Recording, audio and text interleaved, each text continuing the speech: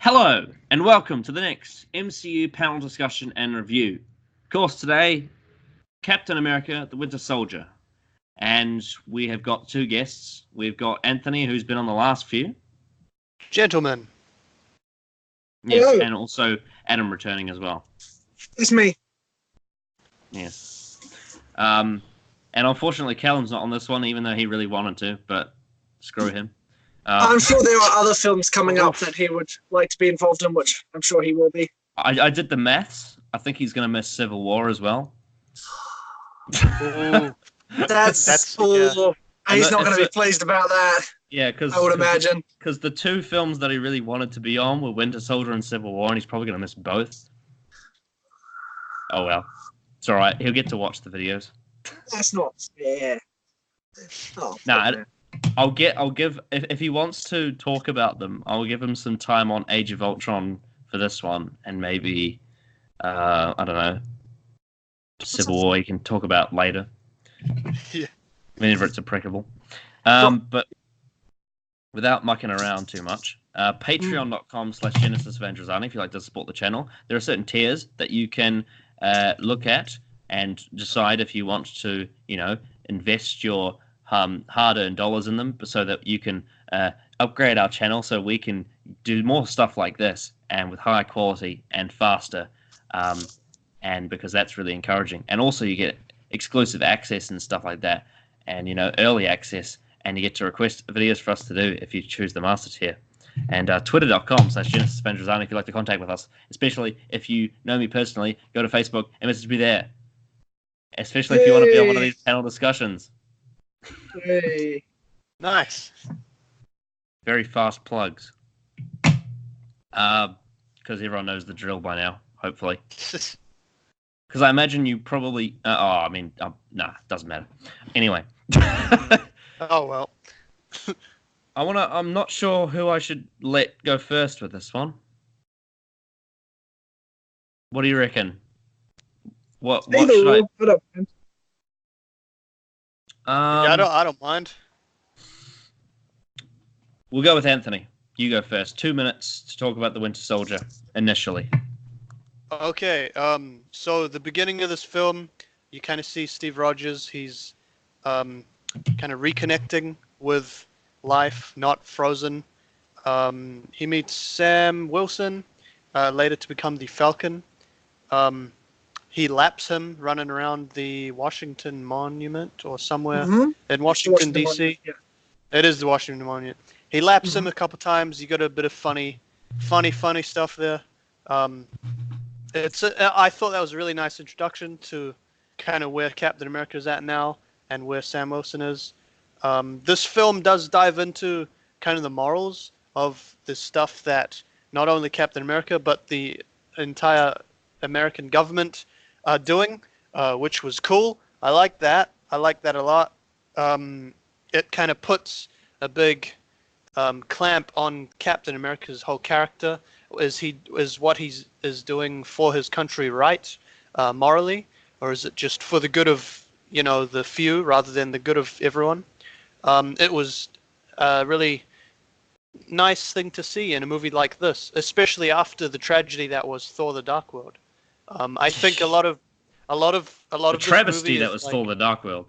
Yeah, like a movie like this after Thor: The Dark World really highlights how good this one is, or was rather when it came out. It still is pretty decent nowadays too. You've also got the backstory. Bucky Barnes, one of Cap's best friends from First Avenger, returns. There's a bit of emotion there too, and that's always nice to see. Rightio. Adam's turn to talk about Winter Soldier. This is the best Jason Bourne film there is. And he's not even in it.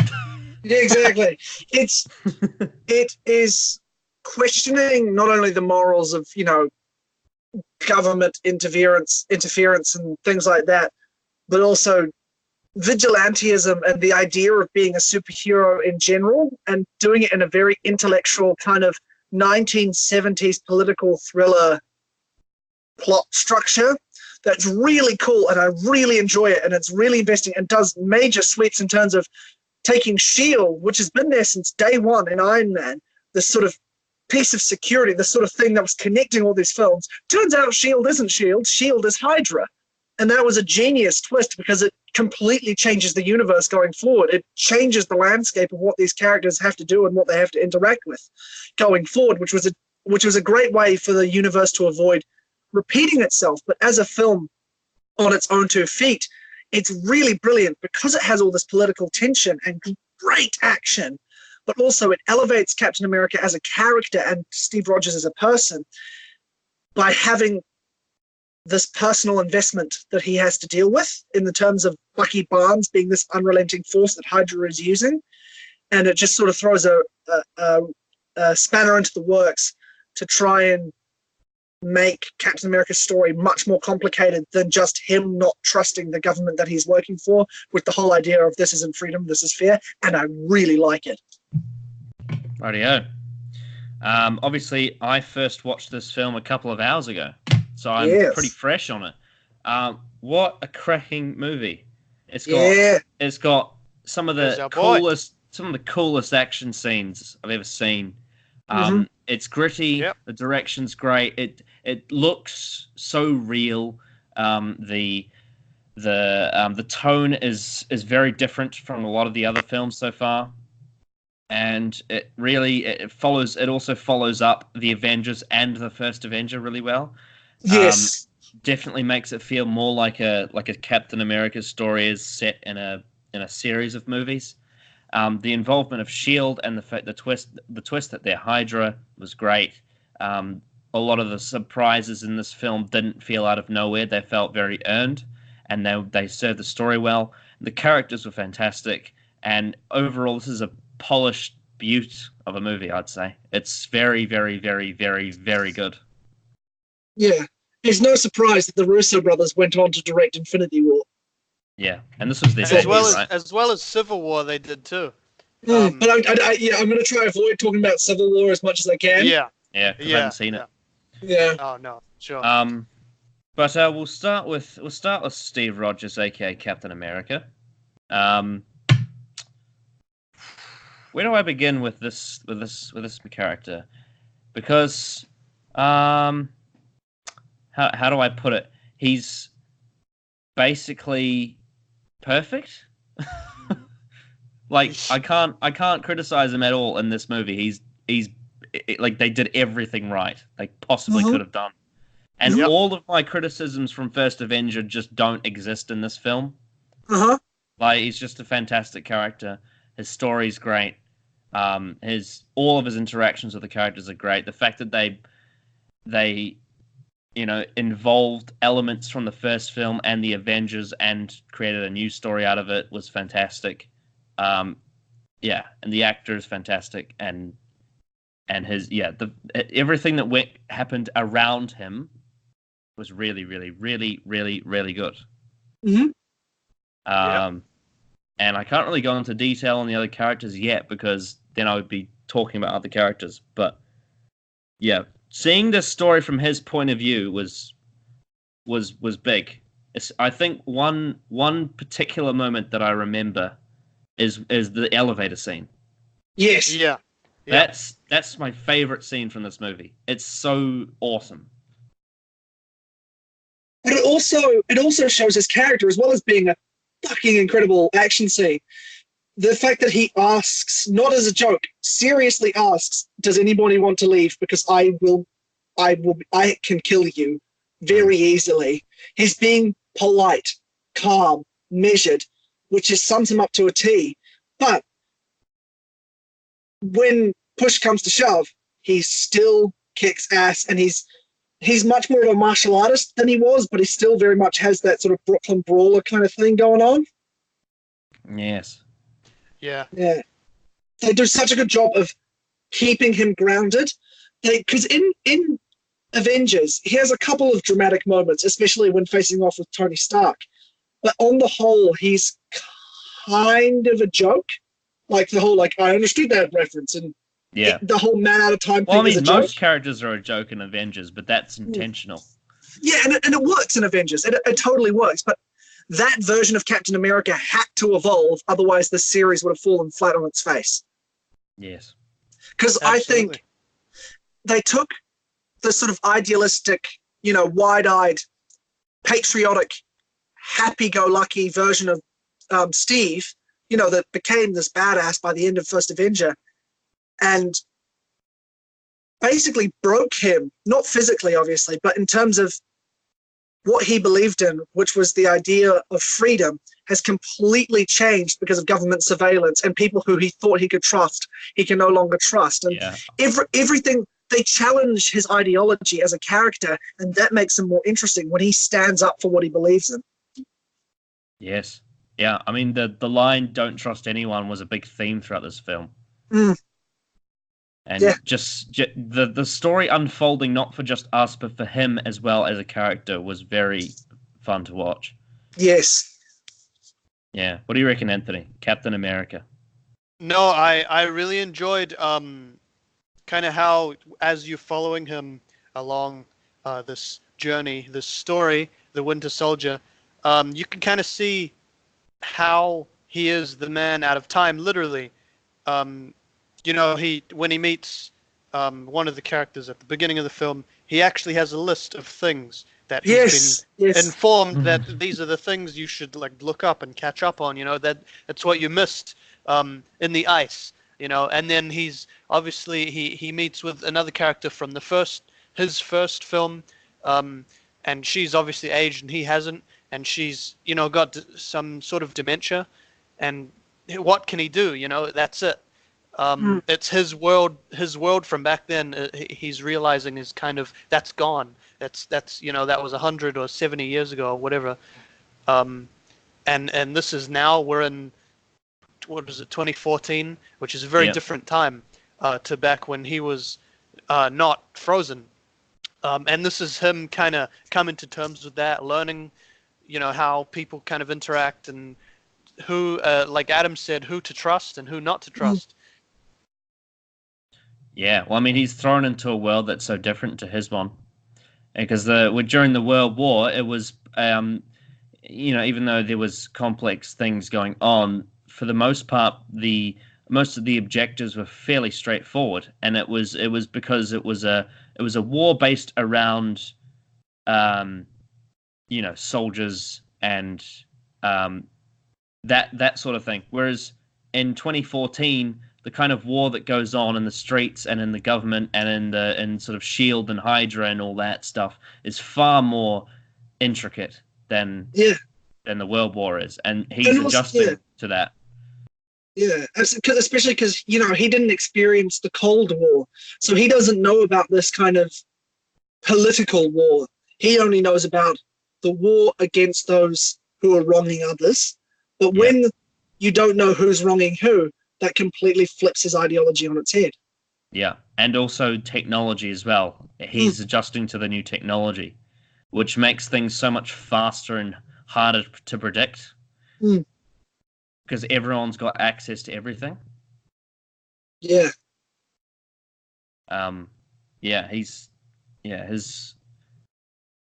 His lack of experience, yet instinct to adapt, I think, is the most interesting part of him. For a lot of this film. Absolutely. Yeah, and I think Chris Evans really hit it out of the park with his performance too. He's so good. Yeah. Do we want to move on to other characters so we can talk more about it? Yeah, sure. Yeah, right. Let's do that. Natasha Romanoff, aka Black Widow, who plays quite a big role in this film. She's pretty much a main character, I would say. Yeah.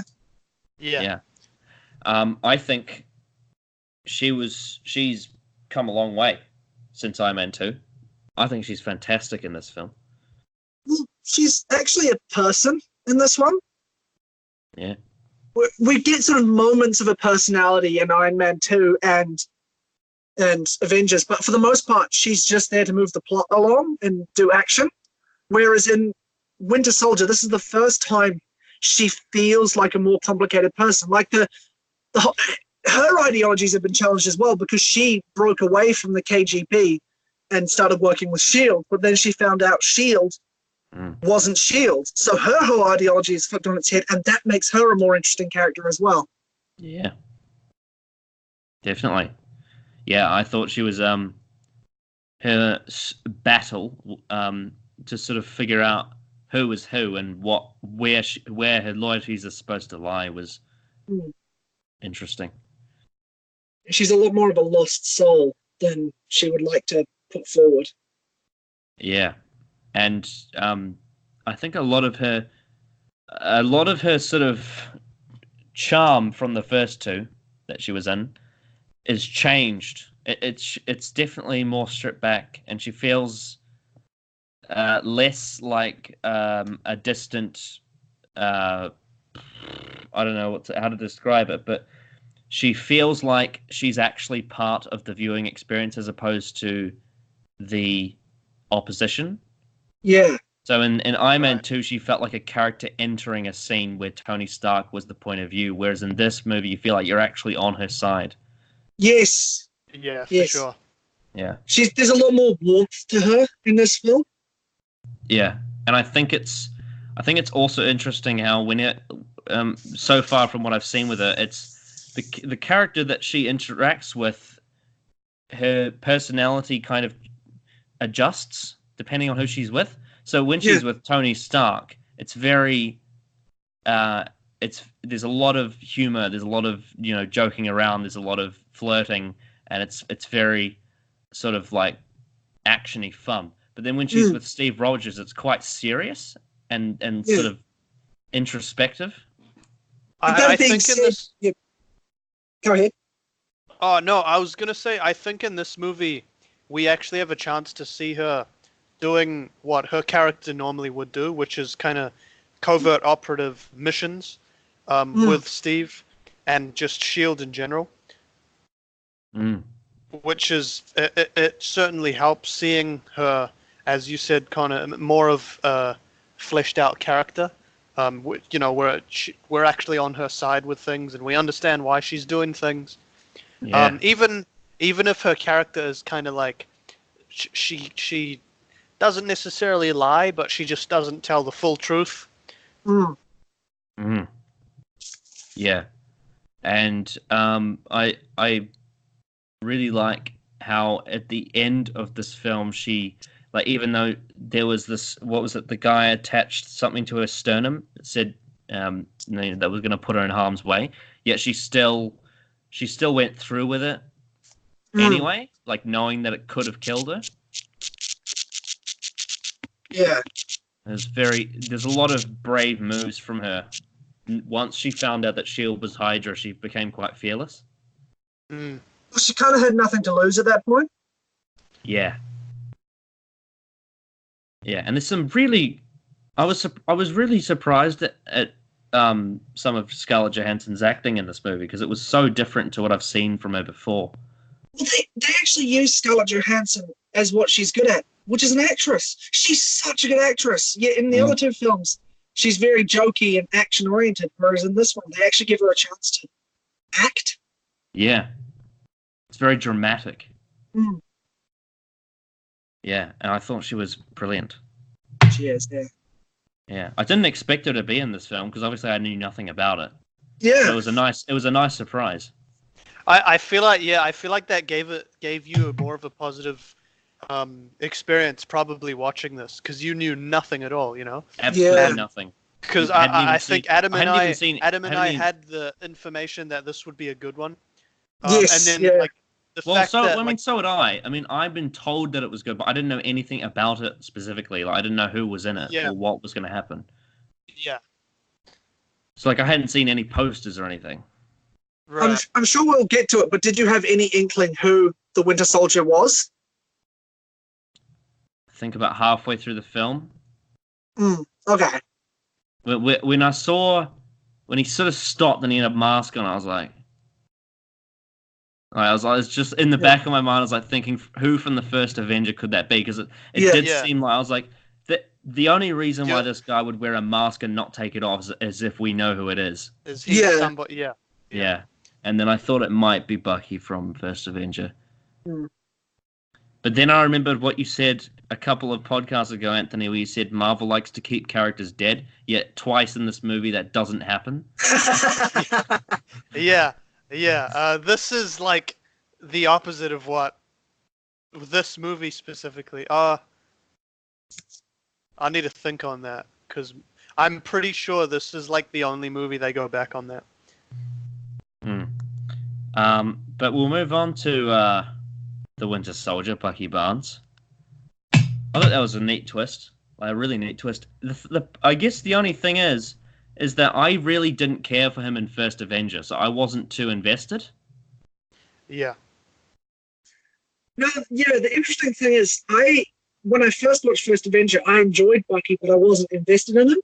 This film retroactively made me more invested in him and their relationship going forward.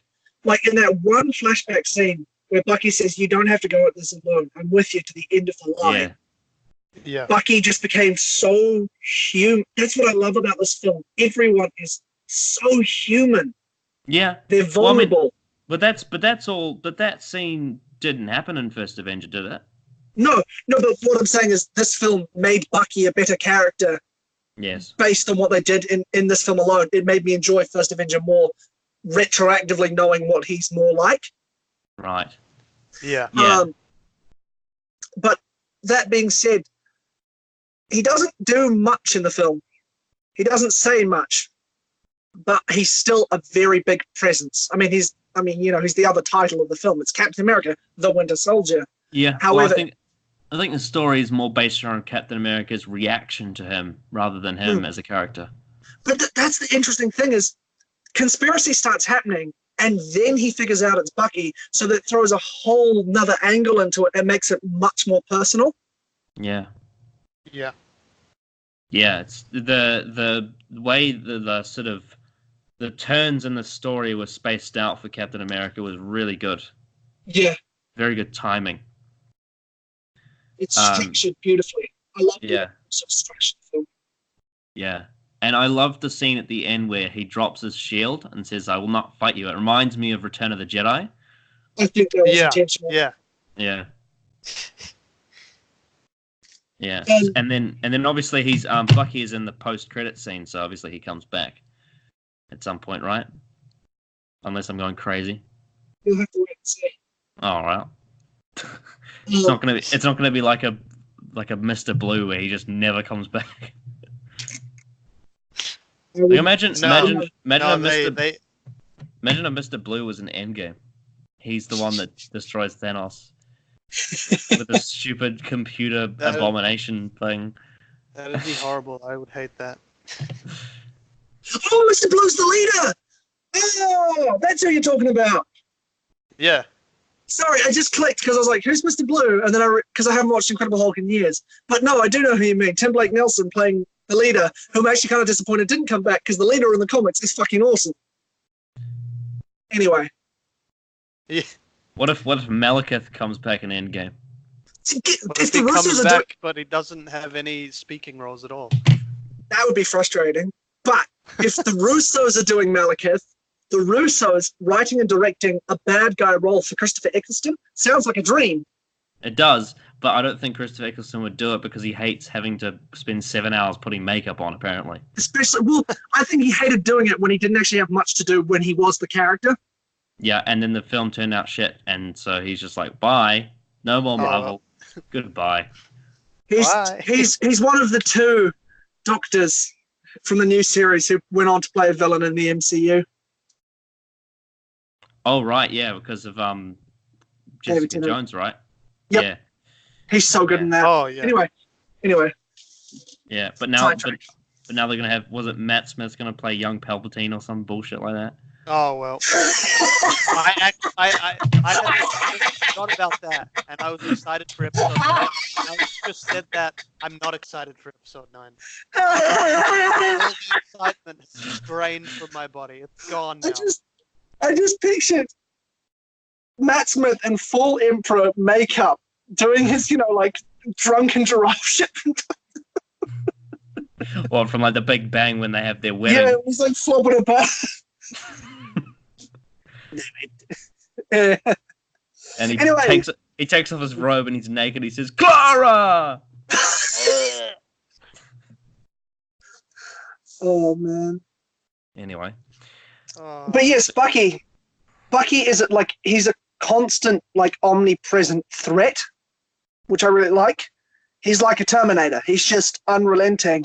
But then he himself starts to doubt his ideologies because he's breaking through his hypnotism because he knows he recognizes Steve, but he can't put his finger on it. yeah, Yeah. So he's still, yeah. I enjoyed how because we were saying both Steve Rogers and Natasha Romanoff, they've both had their worlds kind of flipped on them. You know, Shield, this organization that they've trusted for so many years. Oh, that's actually Hydra. They're the bad guys, and they're no good. Bucky Barnes is, you know, he's working for Hydra. He's working for KGB, working for whatever. And him too. He's kind of like, I knew that dude. That was Steve, wasn't it? And they're like, nope, wipe his mind again. So his whole world is flipped. Also, he's like, oh, that's my friend. They're like, nope, you go back to the killer mode, you know. Yeah. Everyone has. Yeah, it's everyone in this movie. Their kind of view or their world has been destroyed, flipped on its head, really. The only characters who don't really go any growth either get shot in the chest or have a building dropped on them. Yeah. Yeah, I mean, I feel like this film kind of has a bit of commentary in it on propaganda. Yeah. Absolutely. Yeah. Sam Wilson, aka Falcon. Now, am I wrong? I was looking at him in the film. I was like, I recognize him. Is he the guy from Flatline and Face the Raven? No. No? No. Oh, No. This is Anthony Mackie. He's great. He's been in a lot. He was in 8 Mile. Yeah. Okay. He was like the big, like, quote unquote villain of 8 Mile. He was, yeah, and he's done a whole bunch of other stuff, but Right, because I swear I heard somewhere that actor that plays bloody what's his face is in Marvel, but I don't know which I character think it he is. is, but he's not. He's not. Is he in Black Panther? Not that I can remember. If he is, he's a very small role. Right. Okay. Well, I was confused, but yeah. Anyway, Sam Wilson, aka Falcon, I would say he's a nice addition. He's that sort of. He's sort of like the Hawkeye of this movie, except he actually does have a character. Yeah. And it's a really good one. The fact that he's a vet, and the fact that he was in his own way a kind of military experiment with the wings, and that failed. He's kind of got a parallel to Cap there, and that's why they're sort of such kindred spirits. Yeah. And his action scenes are really good. Although all of them, I mean, all the action scenes were, but his ones especially. Like the scene when they drop the guy off the roof, and then they start talking, and then suddenly Falcon pops up for the first time with his wings is so dope. Yeah, it's great. Yeah. I mean, I think the action scenes in this film are just so convincing. It's because they don't look fake; they look real. The hours and hours that must have gone into rehearsals, especially for the hand-on-hand fights between Bucky and Steve. Oh man, when he when he stabs the knife into the van and starts bringing it towards Steve's head, and they drag it across the van, and it's visceral, man. It feels so gritty and like you're watching a real fight, as you said. Yeah. Anthony, you want to say anything about Falcon? Going into this movie, I remembered, because I've been watching a lot of interviews, the cast of Endgame. I probably shouldn't. I'm going to stop tomorrow. Anyway, the actor, Anthony Mackie, he's quite a, joking kind of actor. Yeah. So, going back into this film, immediately I was like, I don't like him. I was proven wrong. He's, really just great character. I've already said I love the start where he's kind of doing his morning jog and Cap's lapping him. And it's like, yep, on my left, I know. And he's like, yeah, man, I assume you took another lap, because he's like Cap, he's a vet, but they're clearly made like the power difference between Cap and Sam, who's a regular vet. You know, he's just a dude. It shows kind of how grounded Sam Wilson is, but also boosts kind of this is what Captain America's powers are. I'm getting off the character of Falcon, but I'll bring it back in. Falcon's kind of going into this, like, the whole mission. He's got no idea. He's like, I don't know what the hell we're doing. I don't know who these people are. But it's Captain America, and I'm going to trust him because he's a vet like me. You know what I mean? Yeah. And I don't know. I think it was just, it's cool to see, because in Avengers, right, Cap's the only dude he's from the war, and he you know, he's a soldier. That's what he is. It was good to bring almost another soldier into it, so that Cap has someone to kind of bounce off, like, you know, just the introduction was really great there. Also, when he's in the building, and he's kind of running off, and he's like, "Are you guys? What floor are you on? I'm on the 41st floor. Where the hell are you?" Jump out the window, and he's like, "What the hell?" You know, but it's that or die. So that was jumps. great. I love that action scene. Yeah, but it's like this is a dude who was in the army. I'm assuming not for too long. He's now working with vets who have PTSD, and then he's all of a sudden it's like, bam, you're with Captain America. It's a big action type thing, you know. I don't know. I thought that was really cool, and I was proven wrong.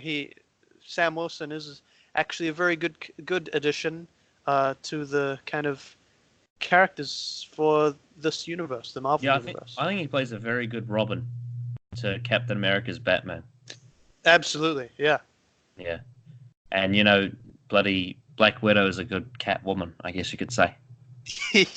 yeah. No, I think, just briefly returning to the kind of Captain America Black Widow relationship there, it's because we said she's very kind of like secretive, and she doesn't tell the whole truth, whereas Captain America is someone who tells the whole truth. He tells it like it is. This is what's happening. This is what's going to happen. This is what I'm going to do about it. And then you get Anthony Mackie, who's like, don't look at me. I do what he does, but slower. Which is it sums up the character, really. Yeah. I'm just going to backtrack a bit, and because something did cross my mind. It's not something that I necessarily have a problem with. I just want to know what people think about this in general. What does everyone think, I mean, you specifically, about Captain America's shield as a plot device? As a plot device in what context? Well, it's almost like whenever he's in a situation where something could happen, his shield will always save him. Right.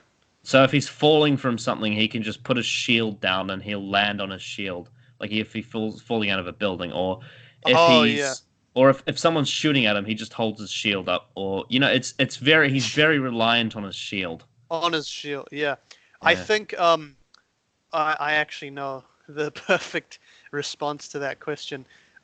So in just after that meetup with Sam Wilson, meeting with Falcon, you know, doing the running, he and Black Widow go off to that boat that's being hijacked by, you know, those, are they Hydra? They're not Hydra. They're like pirates or whatever.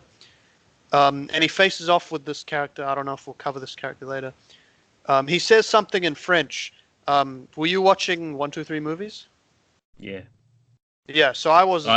I didn't know what they were saying. Yeah, there's no.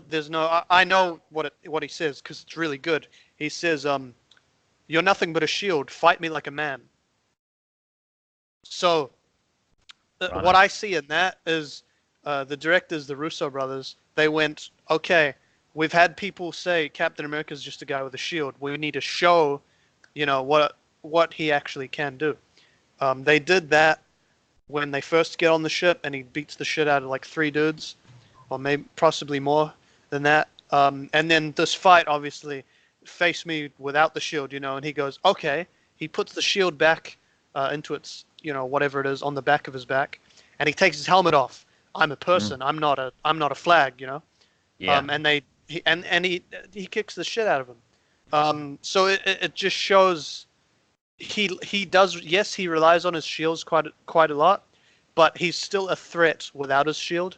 And I was really happy that the Russos picked up on that through the first Avenger and the Avengers movie. Well, I don't think they were on the first Avenger. No, but they would have watched it, and they would have I get creating this one. They would have looked at previous works and gone, okay, what worked, what didn't work. Yeah, I get what you mean. Yeah. Yeah. Yeah. Is there any other films that I'm going to have to watch out for that has a lot of foreign languages in it? Because it's getting a bit annoying not having subtitles. Yeah. The only one that comes to memory is Black Panther, but that's like, at least a week away. Yeah. And I mean, because I've watched that pretty recently. I like that one. Spoilers. I'm not gonna probably won't be in that podcast with you, but I like that one, so I'll just leave that with you. Right. That one has subtitles that are pretty important as well. Okay. Let me just look up because Guardians might. Interesting. Yeah, because it was a bit of a problem with Thor: The Dark World, but I could kind of tell what they were saying because they were very generic villains. Whereas with this one, I really wanted to know what they were talking about. Yeah, no, the pretty much because there's more than like, what was going on. There was more than just that fight. There was like the terrorists who were holding all the people in the boat, and they were kind of talking to each other. That was generic stuff. That was like, check the door, check this, do this, watch that, or like Captain America's hair or whatever. Just the face-off between the leader terrorist, who I want to get into later, maybe after the rest of the main characters we get to, because it's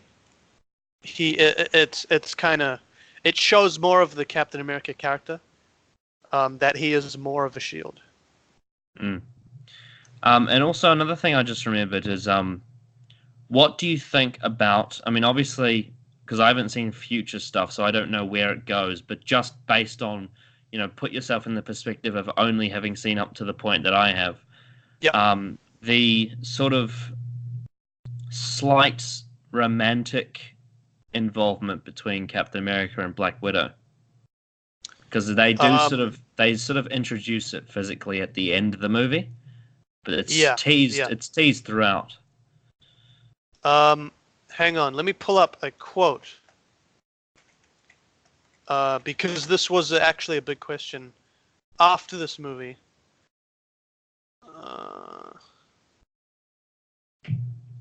So this was an interview with Scarlett Johansson.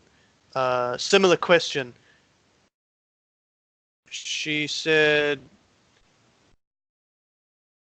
so she said, Black Widow, my character, not particularly a sentimental person, and I think she understands that it's kind of been a period of time where she's just not looking in that aspect anymore. Also, I can confirm, no, there's nothing with her and Captain America. Oh, okay. So I think you see at the end, she kisses him on the cheek instead of, a full-on. That's kind of like, I believe, I think that they were just like, they're friends, that's work, technically colleagues, Avengers, whatever. Right, because when she did that, she gave this sort of like thing to him. She's like, go and contact this person. Yeah. Yeah. Yeah, no, that's not. So she basically friend zoned them. No, see, the whole character of Black Widow, Natasha Romanoff, she'll kind of flirt and this and that, and she'll get information, and then she'll go, okay, see ya. You saw it in Avengers when she was trying to get the information from Loki, what his plan was. She acted the scared kind of, oh my god, this is horrible, I'm crying. And then she turns around, oh, the Hulk, that's what you want. Cool, thanks, bye. it's a similar sort of not tactic, but I think that's how that character emotionally, that's how she goes. If you kind of get the drift there, she doesn't trust too easily. That's how I'll put it. She doesn't trust, Huh. you know. Well, that fits into with the theme of the film. Yeah, exactly, absolutely. And you know, argumentatively, that could be why they added the kind of flirtatious nature of it. Mm. Um, I sort of don't have much more to say on those first four characters. So should we move on to the next one? For sure, yeah. Right. Unfortunately, Adam's left for a bit, so I don't know when he's coming back. But we'll roll along. All right. He can catch up if he needs to. Nick Fury played a big role in this film, sort of. Yeah. So he was in Act 1, and then he was in like Act 3-ish. But Yeah. so he died, and I loved Yeah. that sequence where he got attacked in his car. That was fantastic. Yeah. Yeah. That's another. A lot of the action scenes in this one are actually considered like the best in Marvel, which is good because they are so kind good. of that's kind of the gist of this movie. You know, it's an action. It's people turning on people, and that's kind of what Captain America is. It's just all action. But it's funny. It's all interesting real because action as well. if you think about like the action from the Avengers action is very extravagant, and it's like Yeah, it's very sort of awesome. Whereas the action in this film is gritty and realistic, and it looks so, yeah. It just looks real. Doesn't look fake at all. I think in Avengers they're kind of facing off against Loki, who's a god, which is not real, and aliens who invade, which for now is not real. You know, so it's kind of like, oh, these are all CGI, bar Loki. So we should have them take them out in the most awesome of ways. But you could make a million wallpapers with it. It's not just that as well. It's the direction. The direction. Oh, absolutely, yeah. In the Avengers, it's like all the action is like da da da da. He's shooting his arrow. Big punch, hammer, like that stuff. Whereas in this film, it's all like it's shot like a disaster. Yeah. And Well, it's fantastic. I almost think that was intentional. Again, of the Russo brothers. This was actually their third film that they made, which was interesting to me. I learned that like a couple hours ago. But I'll say they did it so well. But specifically that scene with Nick Fury when he's in the car, I love how he waits till it's 1%. Yeah. Because when I saw that, I was like, that's a little, ostentatious, like out of. It's like, would he really wait to 1%? But the fact is, he pulls out a small turret and shoots. He's the one who shoots the glass and breaks it, not them. So it's like, there's a reason. He had to wait waited, till it was thin enough so that like they wouldn't know that he had the turret, so they couldn't get away. But he had to wait till the glass was thin enough so that he could shoot it fast and get to them. That was really smart. See, that's one of the things as well. I'm shitting on the Dark World again, but this movie makes a decision and then it justifies it. So you as a viewer go, oh, that's why he did that. That's why this happened. That's why these people went here. And it's again great directing, just fantastic. I'm loving that. Yeah. I do like one of my favorite kind of trades with dialogue is when Captain America kind of confronts Nick Fury and he's like, "What? You sent her on a different mission when we're on the, we're together and she had a different objective." And he tells him the story of my grandfather used to work on these elevators and he had his lunch in a bag, and then the streets got meaner. So they said, "What's in the bag?" And he showed him, and there was a loaded Magnum 44 or whatever, and it kind of, it doesn't give too much of Fury's character, but it gives enough to be like, this is a dude you don't want to mess with, Yeah. Now, so we said it a few episodes ago, I was asking about his eye. Is this the movie that explains it? No, No, this but this this he unleashed his patch. yeah, this was the movie that gave you a look. When you want to know what's under here? That's what it is. It's a dead eye, Right. dead eye, whatever. Um, So that it's like this movie, another step forward to finding out yeah, what's going on. it's another, yeah, it's it's very much, it makes you go, oh shit, what happened, and then you think, shit, he's a tough bastard for kind of, he's still all good. Interesting. Like I was thinking about that before this film. About his eye. Yeah, I was thinking about what's going on under that eye patch before this film I even saw this film. Yeah, well, there you go. This film delivered. Yes, and then I guess at some point I'll find out more about what happened. Yeah, sure. Yeah, but I think it's interesting because I managed to forget about it when he died. So if I had remembered that at some point that I would find out about it, I'd probably be like, "Oh, that means he's not dead then." But I didn't remember, thankfully. Yeah. I was convinced that he was dead until he came back. This movie's twists, I think part of it relies on the fact that the first Avenger was, 2011?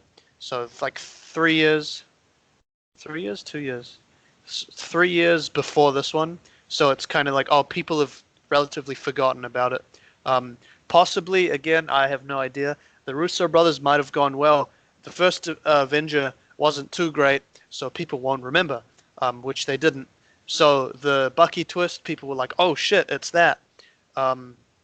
Same, or not same with the Nick Fury one, obviously. But there's another twist in there. We might get to it later. That took stuff from the first Avenger, made you go, oh shit, I remember that. I remember that guy, which was good. It made it feel like a sequel. It is a sequel, but it's still kind of like it's in this universe. This is after Avengers. He sits down with Sam Wilson. He immediately knows who he is. Yeah. Yeah, I mean they went to the same location in this film that they were in the first Avenger, the New Jersey. They did. One. Yeah.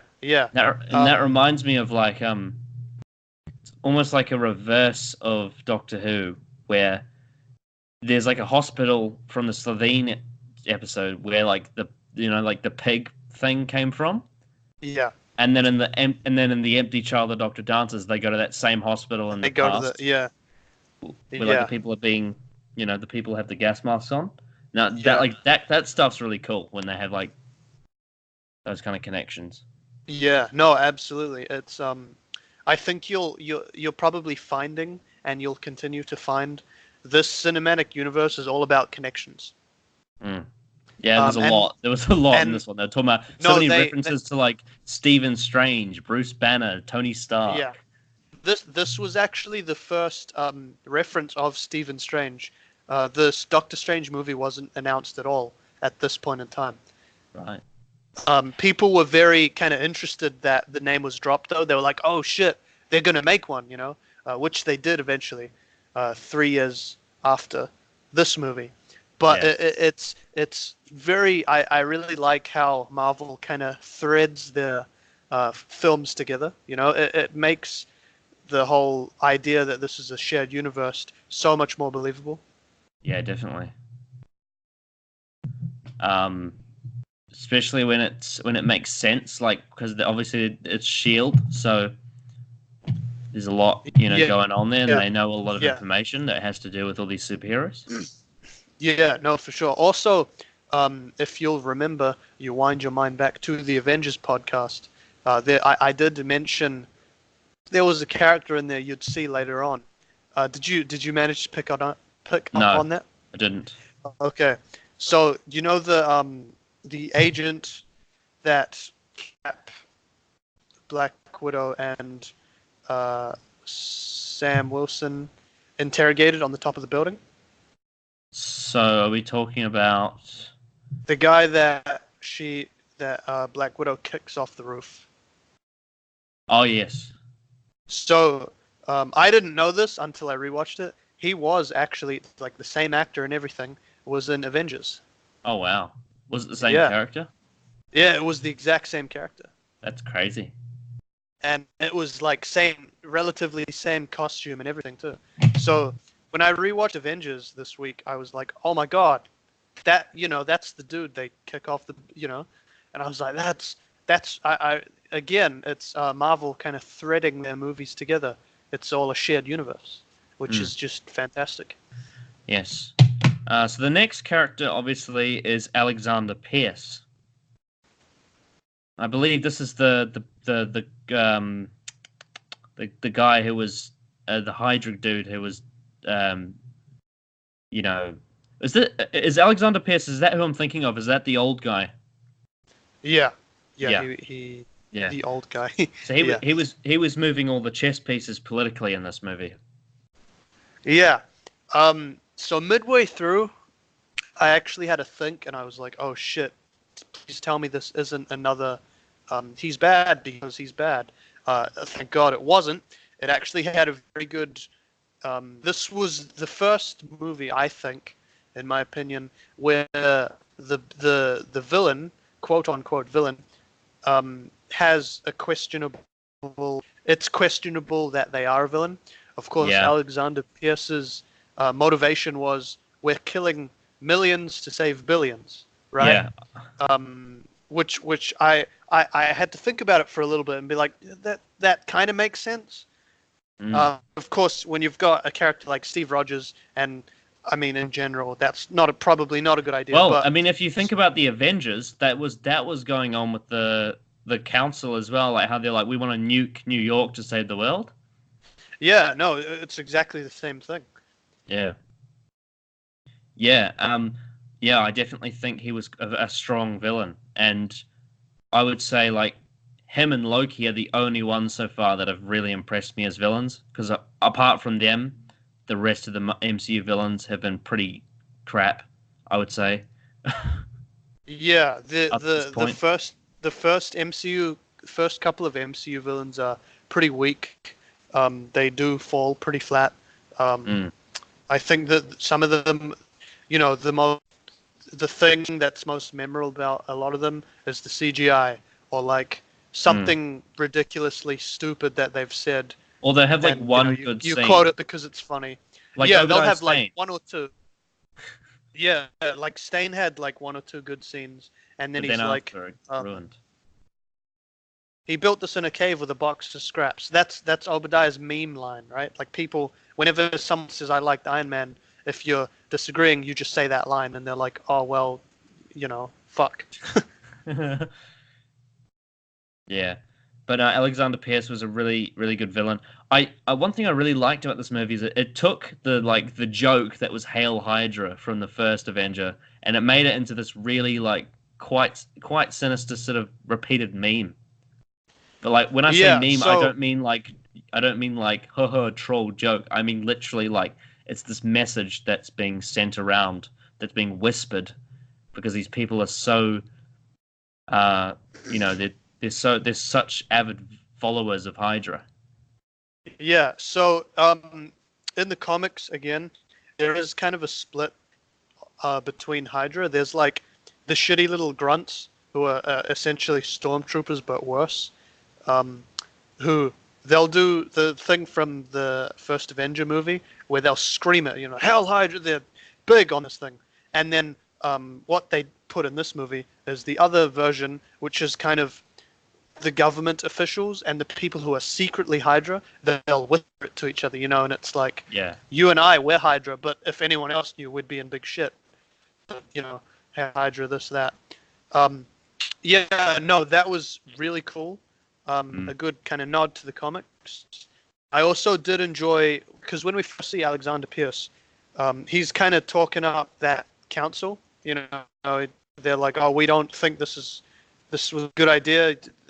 We shouldn't be relying on the Avengers, or we should be relying on Captain Rogers to do the shit that our army can do. And he's kind of like, but he did what our army could do in a year, in a day. Like, why would you want to waste resources, blah, blah, blah. And he just kind of shuts them down. So his introduction, it almost made a likable character. You're like, I like this guy. He seems to know what's up, what's right. Adam's Adam's back. Hell, Is he? I've come back. I've returned. He's back.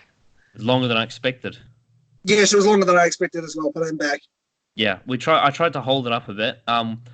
We've just been through Nick Fury and Alexander Pierce. Two great characters who are kind of polar opposites despite them having quite a few thematic similarities. Mm.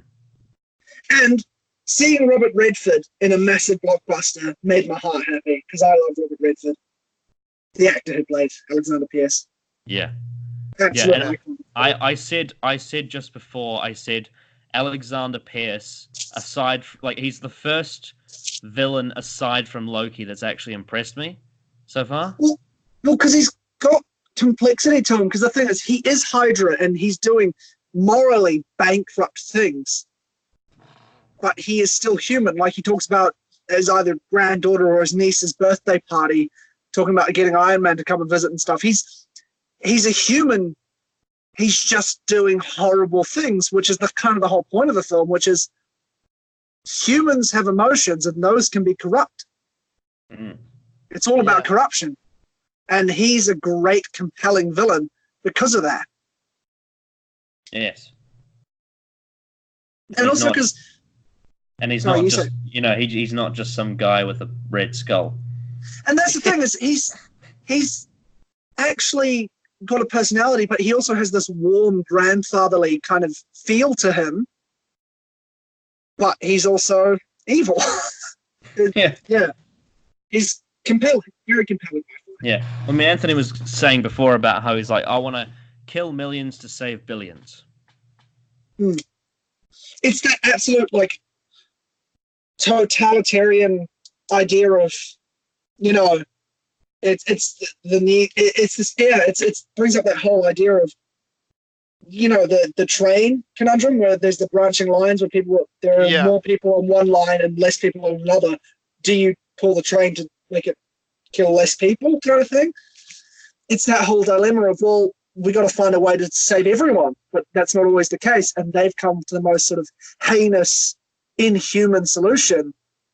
But it's complicated and interesting, and that's what makes it great. It's not just I want to control the world, but it's how they're doing it, which makes it really interesting.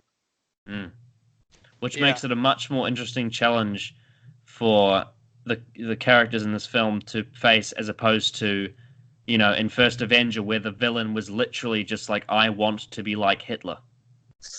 So, the thing is about that is that film in general, especially by the director of Joe Johnston, who did a film called The Rocketeer, which is very similar. It's very much evoking those kind of serials, those Flash Gordons, those I feel like Captain America had them as well. Those little shorts that they would have before the main event in cinemas in the 1930s to kind of have that, that slightly fast talking, swashbuckling feel. So it felt less grounded. I still really enjoy the film, but what I love about Winter Soldier is it takes some elements from that and just grounds them into reality. Definitely. Yeah. Yeah. And I feel like,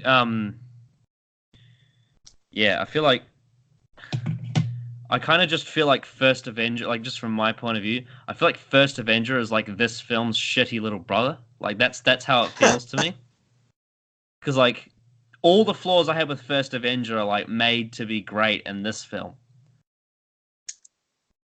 Yeah, but I find instead of it making First Avenger look worse, it's not like a sort of reactionary thing where, Force Awakens was made to try and be almost like an apology to the people who didn't like the prequels, right?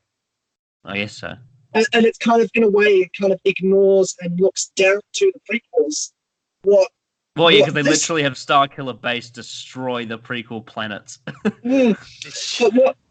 But what they do in this is they take elements from that with respect and recontextualize and repurpose them for a modern era, and they do it in a beautiful way. Like the fact that he's got a memorial to him, like real World War II memorials are in America. Like there was one at New Orleans I went to, the World War II Museum, which is exactly like that Captain America exhibit. So I kind of got this weird nostalgia from when I visited there, rewatching this film, and they take so many things from this kind of campy film with great characters, in my opinion, not the villains, but the good guys, and then just completely it's completely different, but they don't try to ignore the previous film. They accept it and build on it, which, in my opinion, makes the first one look better because the one that followed it takes things and improves on them. If that makes sense. Yeah, it makes sense. I just disagree because I think the first one's pretty boring. That's fair enough. Because I personally quite enjoy those kind of campy serials, and if someone didn't, then I completely get why they wouldn't enjoy First Avenger. Right. I feel like the fact that because First Avenger came out when, in 2009, 2010? 2011. 2011. Okay, so this one came out 3 years later, right? And we've kind of gone over, like, the first Avenger was not a very memorable film. In my opinion, apart from the end is very memorable. The end, everyone remembers it. In my opinion, the first Avenger is actually one of the more underrated Marvel films. I agree.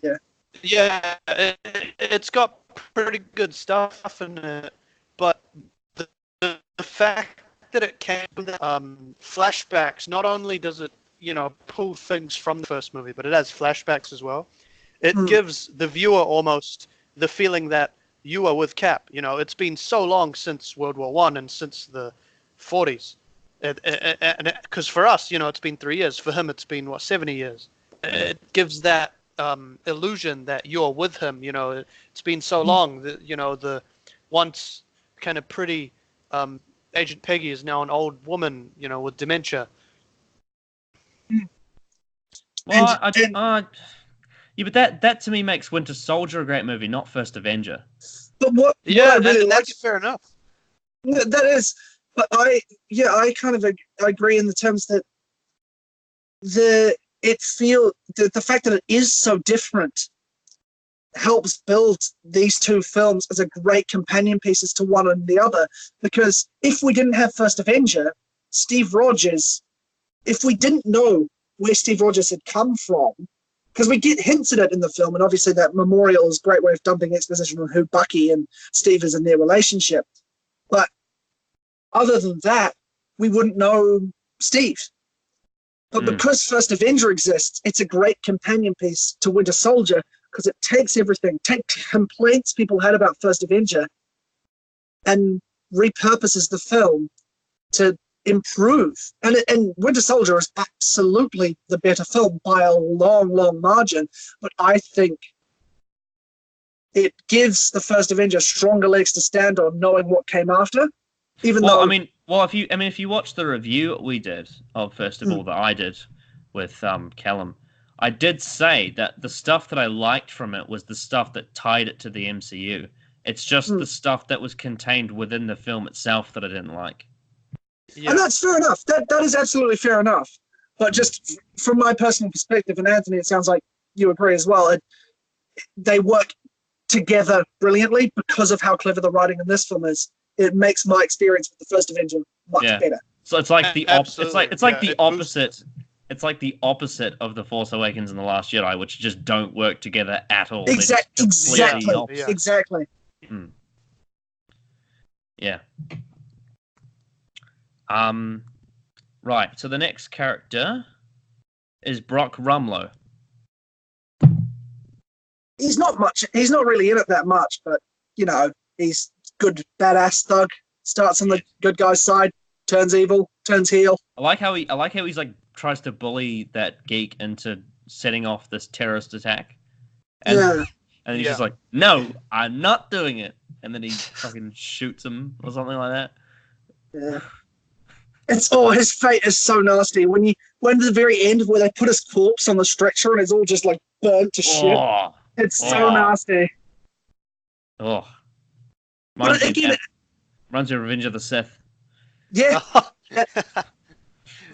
But the fact that that also adds to the whole realism of the film, that you see like, these realistic looking burns and scars and stuff on his corpse, and it's gross. Yeah. Well, it's almost the after effects. It's like Mm. he's chosen to work and fight for Hydra, and he chose in the end he chose the wrong side. And that's what happens when you go toe to toe with Captain America, I guess. Yeah. Mm. Get blown to shit. Yeah, Yeah. pretty much. Yeah. Yeah, he was a good sort of, action villain. Yeah, and he himself has some good action. Well, the elevator scene, for example. Yes. Yeah. I said that was my favorite scene in the whole movie, so Yeah, he was exactly. a big part of that. It's not like he doesn't have a presence. It's just that there are so many other elements which have more of a presence than him. So he kind of takes a back seat. Though he is very good. Mm. Yes. And then of course there was Sharon Carter, who was the SHIELD worker, right? And she was like pretending to be his flatmate. Neighbor. Yeah. Yeah. She was interesting, I guess. Very small amount of screen time, but Yeah, she's very much a minor role. But the fact that it sort of adds to the whole thing of eyes are everywhere. You get to meet, because it's planting the seed throughout the whole film, which is kind of a running joke, but it leads to the scene where Black Widow is trying to set Captain America up with a date, right? Mm. And then he finally meets someone who's like, okay, I might ask you out. Then it turns out she's working for SHIELD. yeah. And it's just like the one person who's kind of, all right, away from Black Widow, I'll do this on my own, I'll actually listen to her advice. Turns out she's part of the conspiracy as well. Oh dear. And then his actual girlfriend has dementia and is dying, and it's just like he can't catch a break. No, his best friend's a murderous cyborg. It's just Jeez, poor guy. Yeah. And then like he gets invited to join this team 7 years in the future in a place that he doesn't know, and he gets ripped to pieces by Tony Stark's words. Just like and he knew his father, who was like so much cooler than him. Yeah. Oh, poor bastard.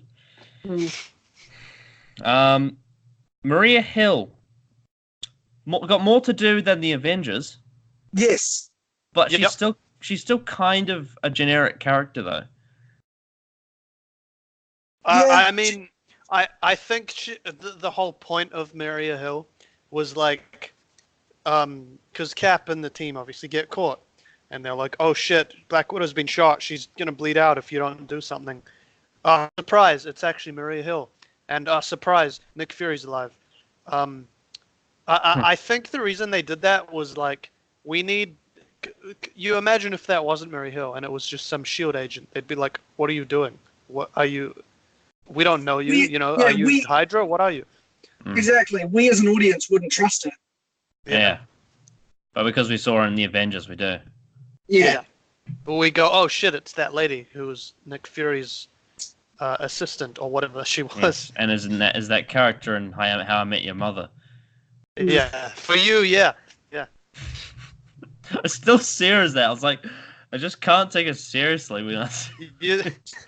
You get over it after like a couple of movies. Especially because like her character is like very, very, very serious. I'm just like, this just looks so weird for her to be so serious.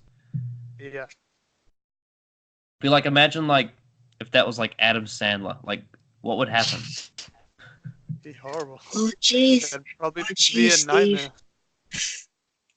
Oh, I don't know, Steve. This is a bad idea. It'd just be awful. Oh no, I hate that. I hate that so much. Yep. Adam Sandler in a Captain America film. Completely kill it. And of course we got a scene with 95-year-old Peggy Carter. Mm-hmm. Yeah, so I guess that was sort of just more for Captain America to be sad and stuff. Yeah, so that scene, I had actually forgotten how that scene ends. I always forget how that fucking scene ends, and then when it does, I'm like, oh man, that's fucking sad. But I like it. It's good. It furthers the fact that this isn't the world Cap You know what? knows. Do you know what it It's reminds me of? changing world. What's Do you know what it that? reminds me of? What is it? Reminds me of Blink Oh, when jeez. Sally Sparrow sees old Billy. Yeah. yeah. And this came 6 years after that. So there may have been some inspiration. Who knows? Maybe. Yeah, possibly. And if this is something that you couldn't have done if it was... Because obviously I think it was like in the original comics he only traveled 20 years. That's something you couldn't have done then. You can only do it now because it makes sense. No. Yeah. Like if you got 20 years older, it's just like, well, you're 40. Yeah. Whereas here, she's like 95 and she's dying. Yeah. He's missed his life, as she says. Like he never got to live his life as he should have. Yeah. Yeah. Any other side characters we want to talk about? I guess there was like bloody Toby Jones' character from First Avenger became like a Zola. like a virus in this one. Oh yeah. I did want to. Sorry, what were you gonna say?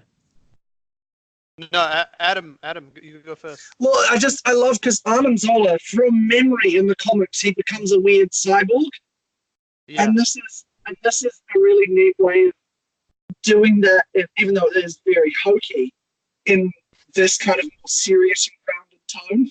The fact that it's just a security camera that's following them from like the 1970s with a whole bunch of monitors with like waveform versions of his face.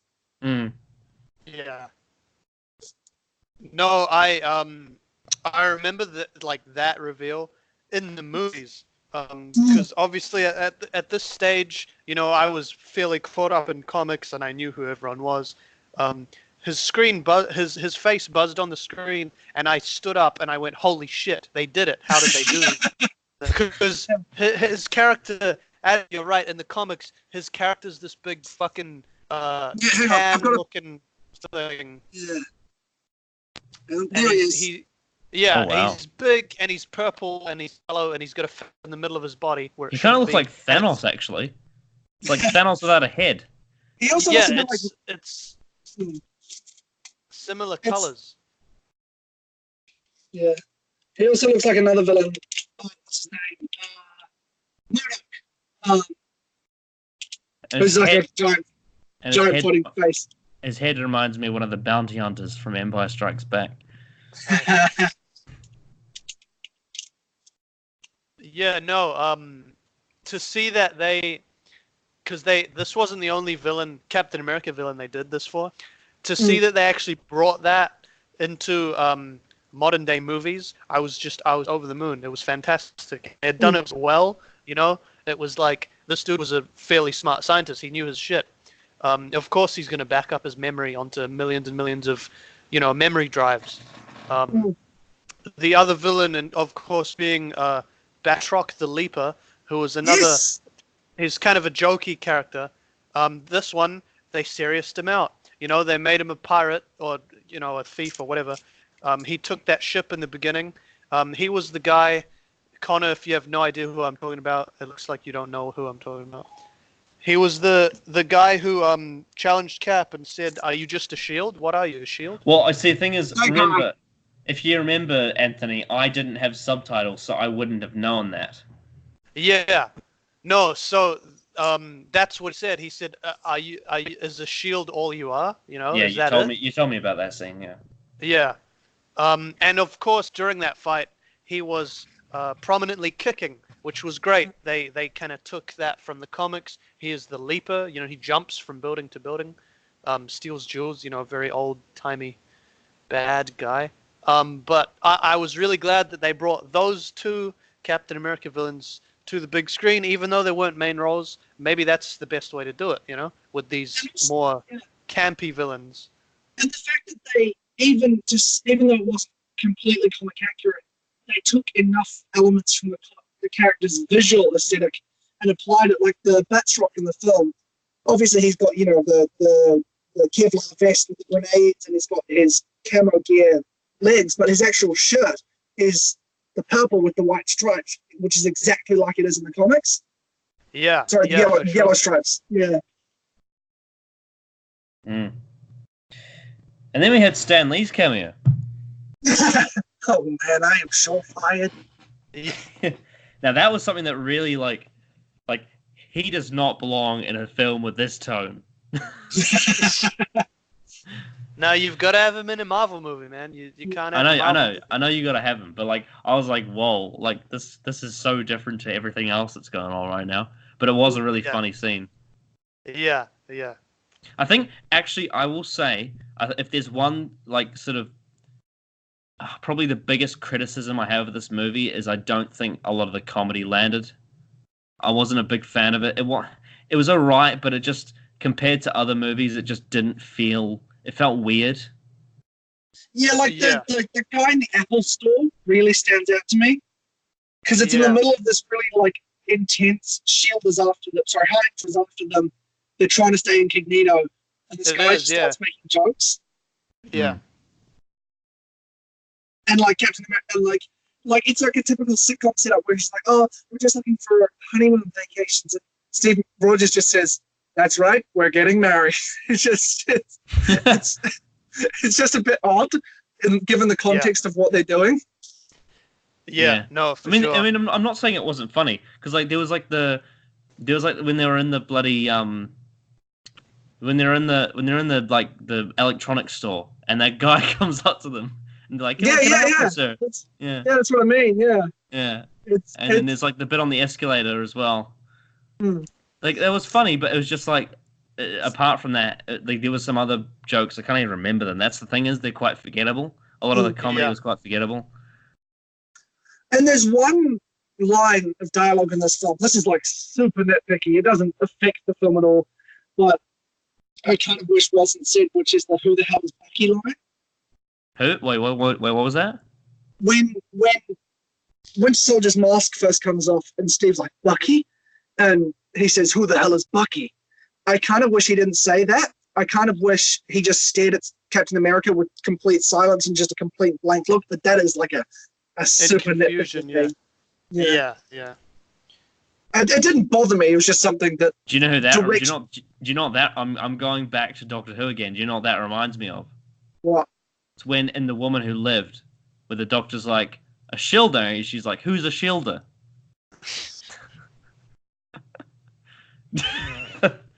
Yeah.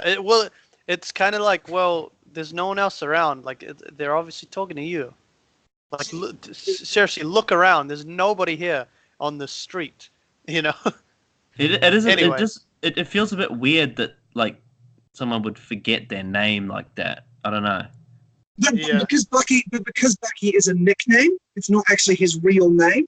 It's only because Steve was the only person who called him Bucky. Right. So that's why it's quite a personal thing. Yeah, but would you still not remember that from the war? Because they wiped because he's been Steve from his brainwashed life. so many times. Yeah. Okay. And then you see after that, they brainwash him again, you know, to his dismay, you know, very much Bucky's dismay. Ah, yeah, that's true. Yeah. But, you know, Shielder. No excuse for that one. Unfortunately not. Adam's just not paying attention to anything I say. What? Did you say a shielder? I kind of told you. No, I wiped your memory with the hybrid. Fuck's sake. I'm not supposed to ask me I like. Let's get back onto the Winter Soldier. Yeah, why did I bring up Hellbent and a Winter Soldier review? Plot. Brilliant. How about that? Just so good. I love it. Yeah, unfolds greatly. It's well thought out. It's realistic. It's different to all the other films. It helps develop Captain America as a character. The universe feels alive. The action's great. The acting's great. The drama's great, and the story's great. So how about that?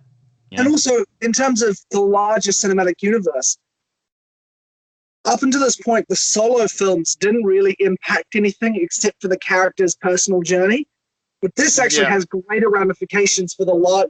I would argue it almost has greater ramifications for the larger MCU than Avengers did. Well, you're going forward, I guess. Yeah, that's what I mean going forward, because obviously Avengers were like, oh, look, aliens exist. But with this shield, this thing that we trusted for so long, it's a rogue element now. The universe is scattered. It's open for play now. We don't know. Yep. What do you want to say, Anthony? No, rewatching this, I rediscovered how much I love this movie. It's got a nice plot structure, you know. Characters you thought you could trust, you found out you can't trust them. Characters you thought you couldn't trust, you can trust them. It was very well done. I've kind of stated how I really love the use of the villains.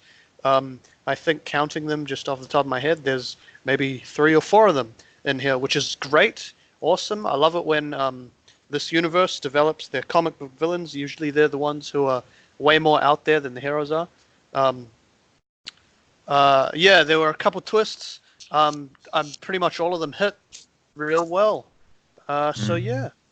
And you earlier today you compared this film in your experience to A New Hope. You said both were movies that you always feel a bit trepidatious going into because you're like, oh fuck, this is going to be a slog. But then whenever you get around to watching them, you really enjoy them. Yeah. This was very much like that. I do have that with A New Hope. For me, I'm always like, oh, here we go, you know, this one, and then Empire is great, and then Return, and then you're done, you know. Same with this. Well, it's the same with this one, because yesterday was Thor: The Dark World. I'm like, oh shit, here we go, this fucking slog, and it's crap, and I hate it. And then this, and I'm like, okay, another one. And I started it, and I was like, shit, this is actually pretty decent. This is a good story. I like it. You know, like I said, everything really hit home. Just great acting, great story, great everything, really. It's very pristine. So I think the most interesting, it's not even trivia, it's actually just information about the crew. The most interesting thing for me about this is that the screenplay for this film is done by Christopher Marcus and Stephen McFeely, who also did Thor: The Dark World. Huh. Along with Jost as well. I have a feeling that those guys, for some of these films, they will write the first draft, and then ghost writers will write the second and third, whilst they move on to the next project. Yeah, true. Something like that. We're not saying it's necessarily entirely their fault or not their fault. It's just that I think there's more going on in the writing process than just those two guys. Yeah. And I think the trivia of the last film revealed that, because it was revealing something about like how there were 3 screenplay writers, but then there was also 1 story writer for Thor: The Dark World who also did Thor, the first Thor. And I think your theory on that is right, because I feel like a lot of influence came in from the directors of this film. Which is another insane thing, because do you know what their filmography was before this? It was, what was it called again? Community. The fucking sitcom. And then they came into this. Yeah. What a weird choice, but it was brilliant. Yeah. Anthony and Joshua Russo, who are now famous. For good reason. Yeah. They're just so good. Yeah, and this was the first time they'd ever even done anything like this. Because I think there was like a film they did before this, and I was looking at their films, like they did 2 films before this one. They did Welcome to Collinwood and You, Me, and Dupree. Yeah, and like those, You, Me, and Dupree, like, and then Winter Soldier. It's like, what the hell? Yeah, it couldn't be more different. Well, after Winter Soldier, it's like another one they were executives on. They didn't direct it. But then it was another Captain America, so another Marvel film, and then, of course, Infinity War. And in a couple weeks, Endgame, you know. So this movie, Winter Soldier, really kind of set them in stone. I think Marvel and, you know, Kevin Feige himself were kind of like, oh, shit, these guys know what they're doing. We should get them on the important stuff, which is clear that they did, and it seems to be working so far. Yeah, absolutely. Because obviously, I don't want to delve into my thoughts on Civil War or Avengers, but going forward, they clearly had a plan, Yeah. and Yeah. and it's amazing rewatching this film, just how much of it was set up in this film without me even noticing it the first time watching. Yeah. Yeah. I'll come back to that, but it's Yeah. I know exactly where you're going, Adam. And yeah, me too. Me too. Right. But you know, the Russo brothers, in terms of the direction, I thought the direction with this film was stellar. It looked so real. The action scenes were fantastic. It was a real life superhero movie. It was awesome. It was a spy thriller. Just happened to feature a superhero. Yeah. It was crazy. That's what I mean by it was the best Jason Bourne film, because it had that kind of gritty realism, except it was so much better than any of the Bourne films. Yeah, because I had how many $100 million spent on it instead. But also had a good story. Yeah. And good actors and good characters and a good universe set in it, and it's Absolutely. a sequel to another film and it builds on that. It's just, yeah. It's funny, because you could almost say it does similar things that The Last Jedi did, but it's an example of how to do them right. Properly, yeah.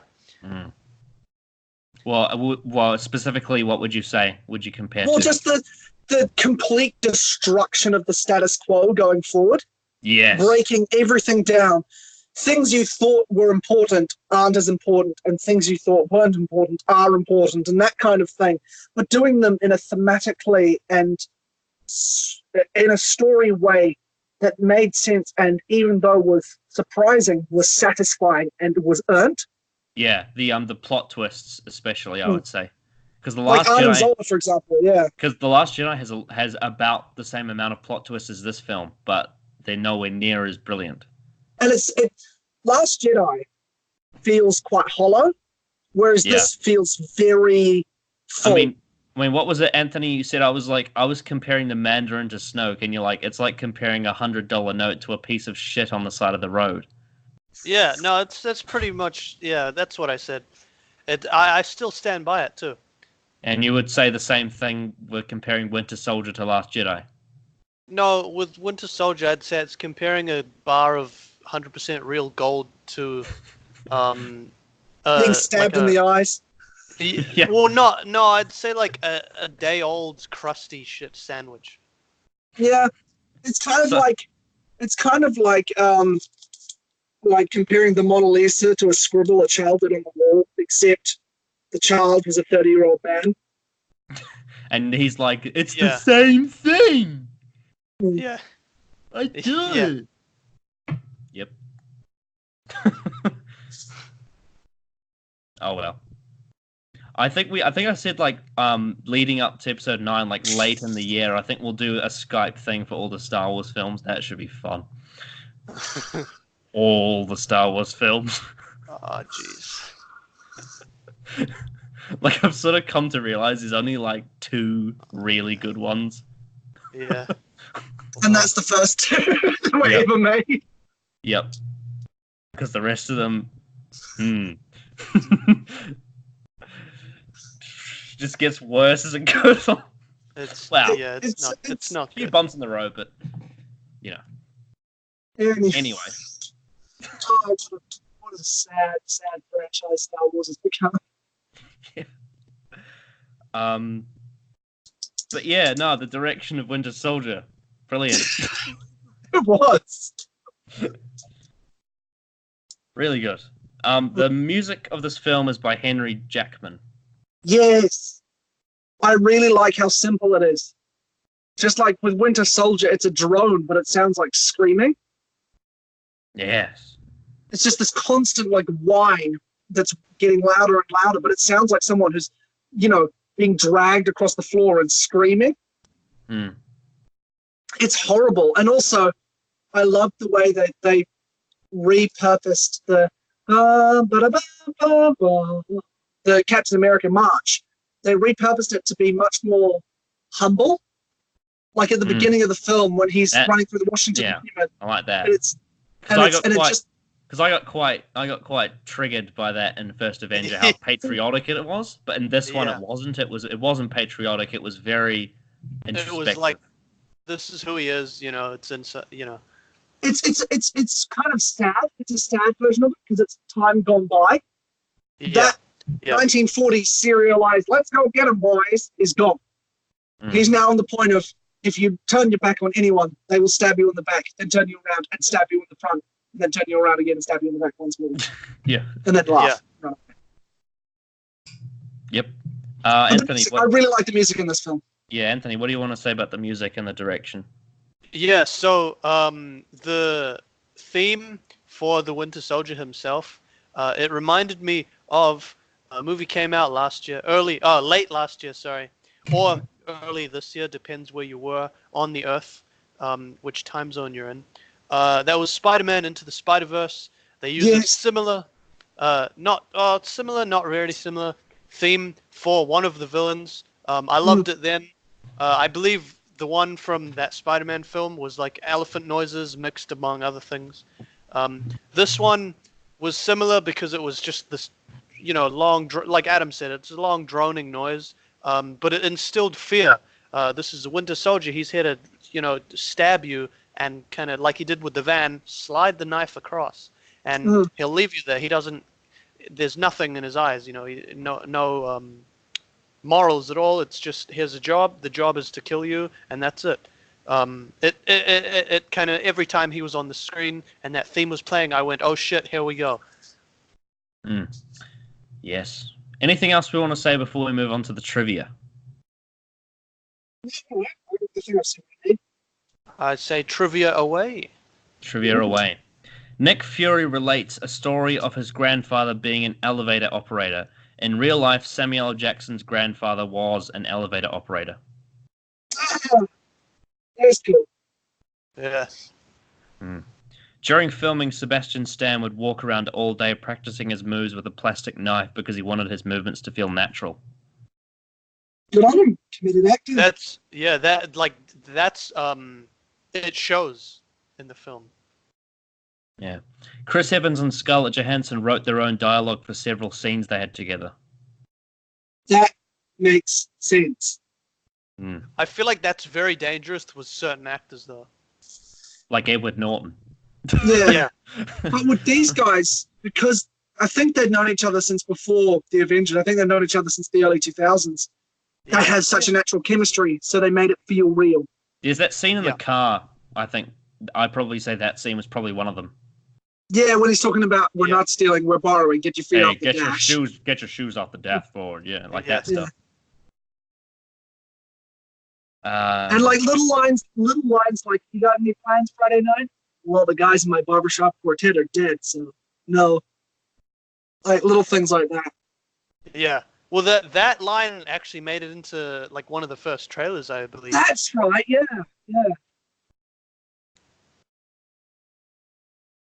Haley Atwell was aged using CGI for her appearance as elderly Peggy Carter. Co-director Anthony Russo commented that all of the old people have looked the same in the movies since the 80s when you go down the makeup route. Co-director Joe Russo said, "We changed her face and her muscle structure and all of those things that change when you age."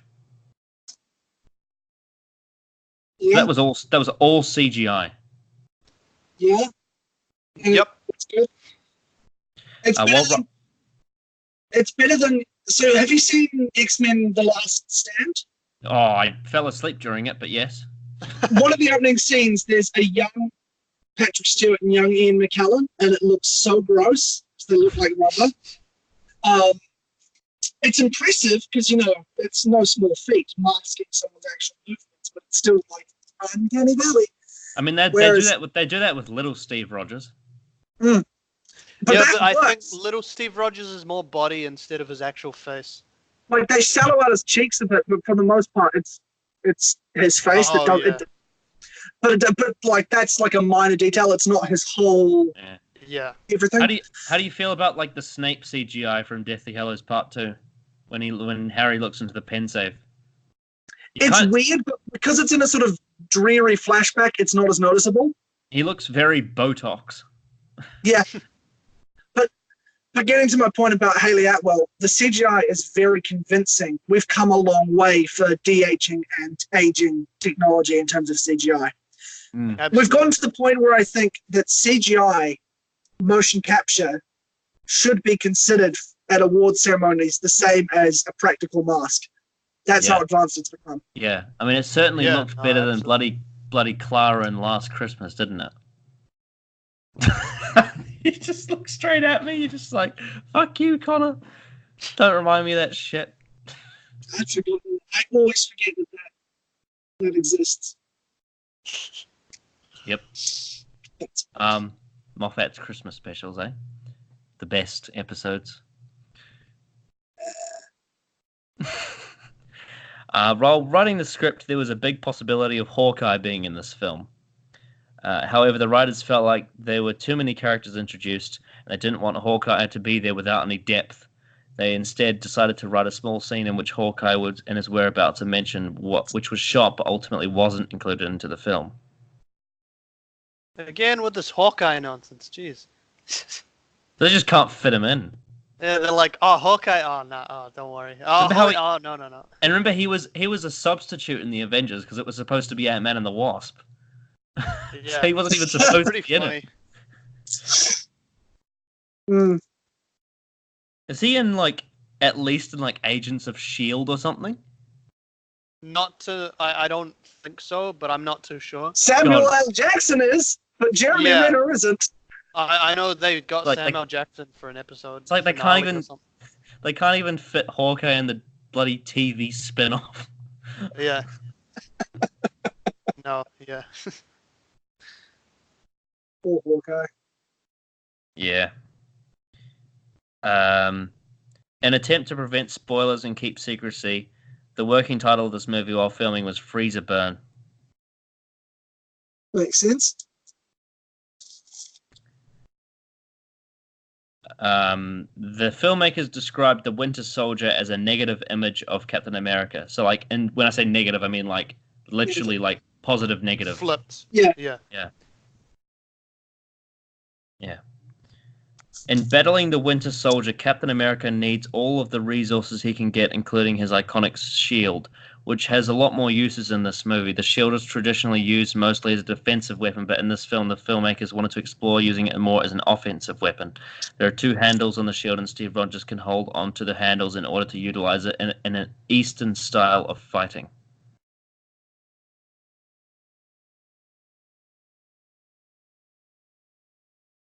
Yep. Sorry, I missed that. Sorry, you cut out. What was happening? They're talking about how in this film they're using the shield more as an offensive weapon. Yeah. Well, and also there's the scene where when they go to Fury's apartment, he throws the shield, and it's an iconic shot where Winter Soldier just catches it. Yeah. And it's also like the scene where he runs up the car when he's being shot at and uses it to barge Bucky, but Bucky also punches at the same time, and they just cancel each other out. When Steve Rogers and Natasha Romanoff encounter Zola's supercomputer, it identifies Natasha as being born in 1984, the same year as Scarlett Johansson. There it is. 1984! Wow.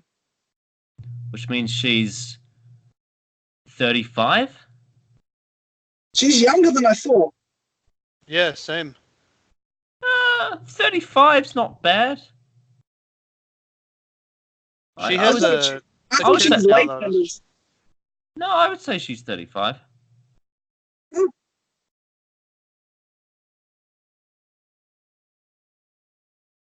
In the comics, the Winter Soldier trained Natasha Romanoff, and the two were eventually in a romantic relationship. Yeah, that happened. Yep. Prior to the release of this film, there was some doubt that the sequel would have much appeal outside of the US, considering the character's obvious American imagery. However, the film proved to be a major international success upon release. Well, I don't understand that, because the first Avenger was way more American wank than this. This was hardly that. I think the explanation why First Avenger was overloaded with American crap was it took straight from the comics, which is American. Yeah. The Captain America comics was like during World War One. That's when they made it. They were like, look at this guy, you know, he's a hero and he's punches Hitler in the face. You mean World War Two? Yeah, World War Two. Sorry. Yeah, there's a. Then they retired the character in the 50s, and then when Stanley, well, actually, because Stanley, actually, I won't get into his whole career, but basically, he took over power and left because he thought of it, and then later came back and created Fantastic Four, and then from there, everything else. But when they brought back Captain America, he became much more like he is now, where he's more of a spy than a soldier. Yeah. Oh, But in the original, yeah. Georges St. Pierre's in this film. He plays Batroc, the Leaper. Yes. Yep. The UFC fighter, is he? Yeah. Yeah, that's right. Big time. He's former UFC welterweight champion.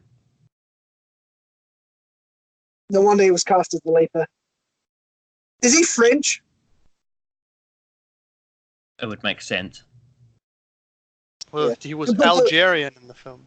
No, that's Yeah. right. That's right. They said he's well, technically he's Algerian. Yes. So maybe he is.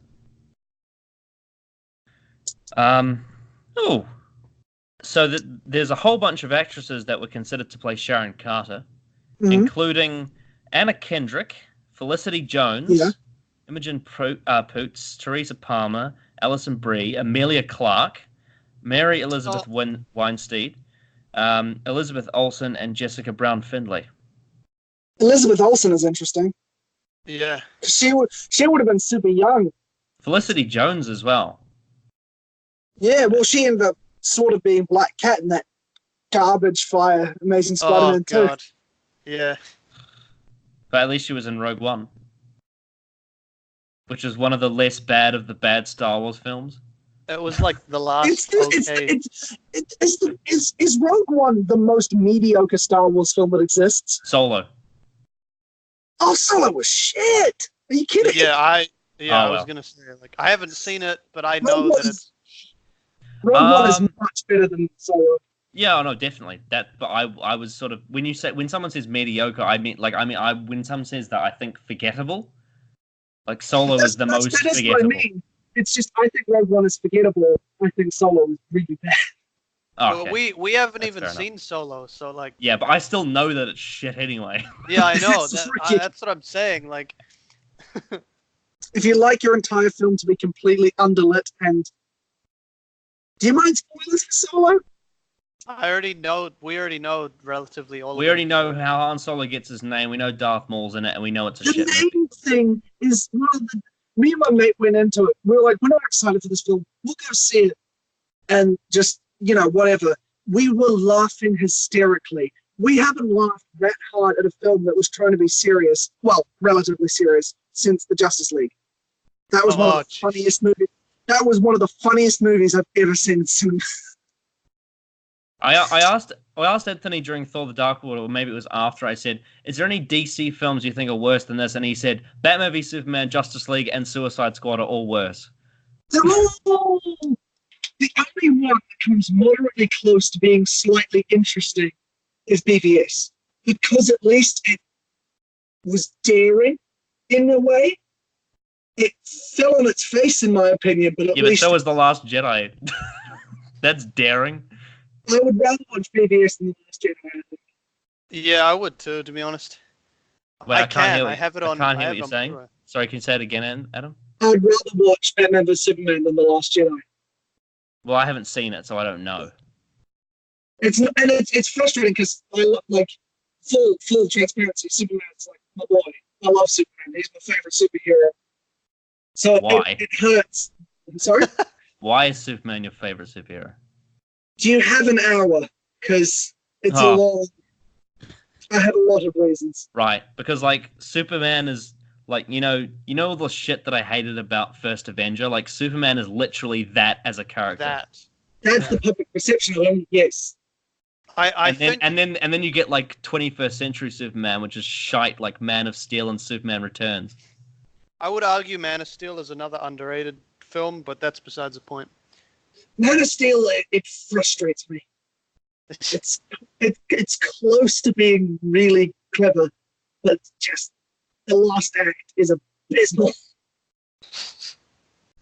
Oh, and that's something I liked about BVS is the way that they took the complaints of Man of Steel and tried to weave it into the story, but then that kind of crumbled under its own weight.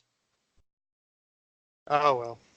Anyway, this isn't a DCEU discussion. That is for a different topic. Yeah, don't expect me to do one of those series.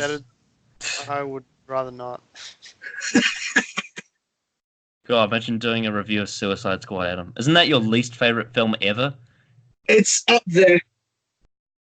It made me mad. There's this guy at my work who likes Jared Leto's Joker. Well, he's an idiot. But he says he likes Jared Leto's Joker, but then he said the problem is that he really wants to get into him, but he's tried watching Suicide Squad 8 times, and every time he falls asleep. It's yeah. Well, we maybe one day for the Patreon, if you want me to, I'll do like a full hour long review of why Suicide Squad frustrates me so much, but we'll leave it for now because there's a lot. Yeah, right. I think that's all the trivia. So, half of it wasn't even about Winter Soldier. Oh well, it just shows how great Winter Soldier was. Yeah.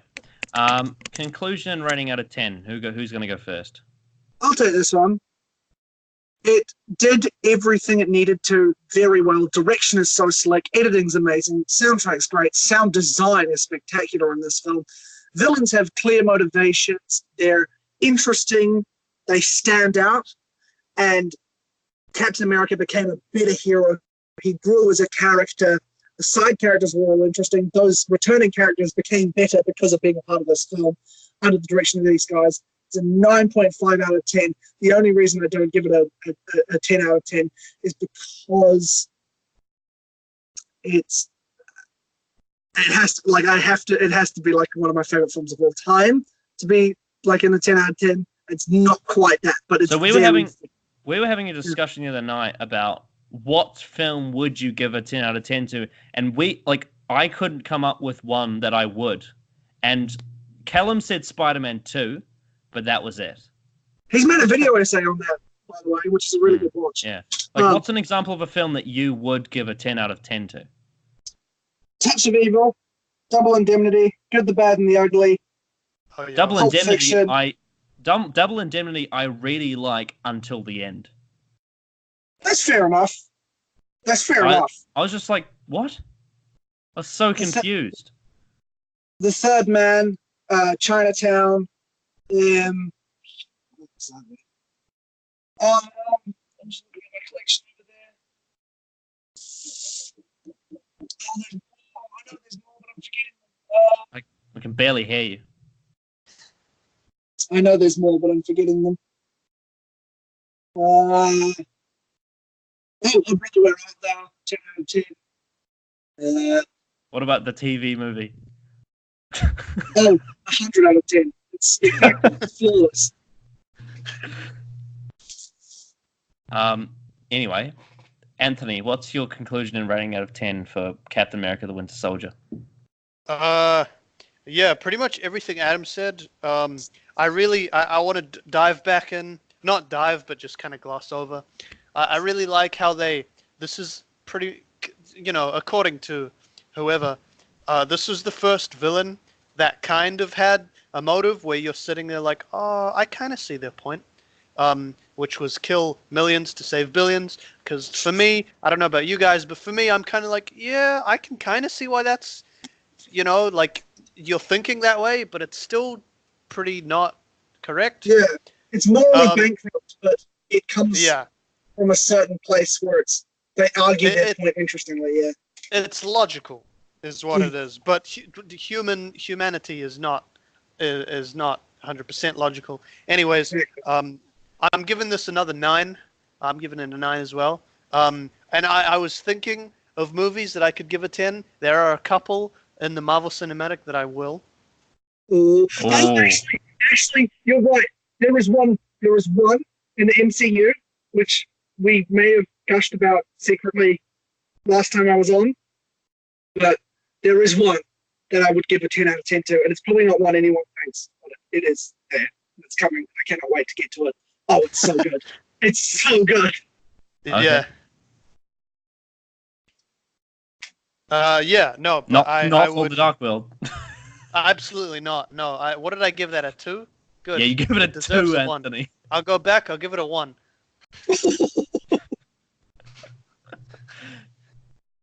Jesus. I guess it's my turn. Yeah.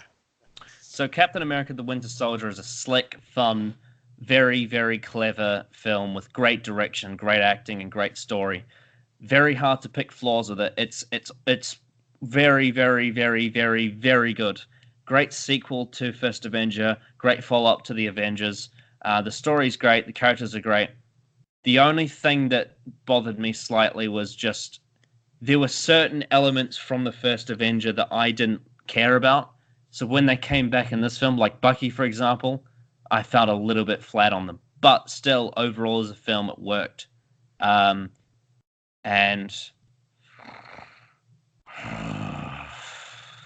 just, I'm struggling with the rating. Is a cut? I'm gliding between two numbers.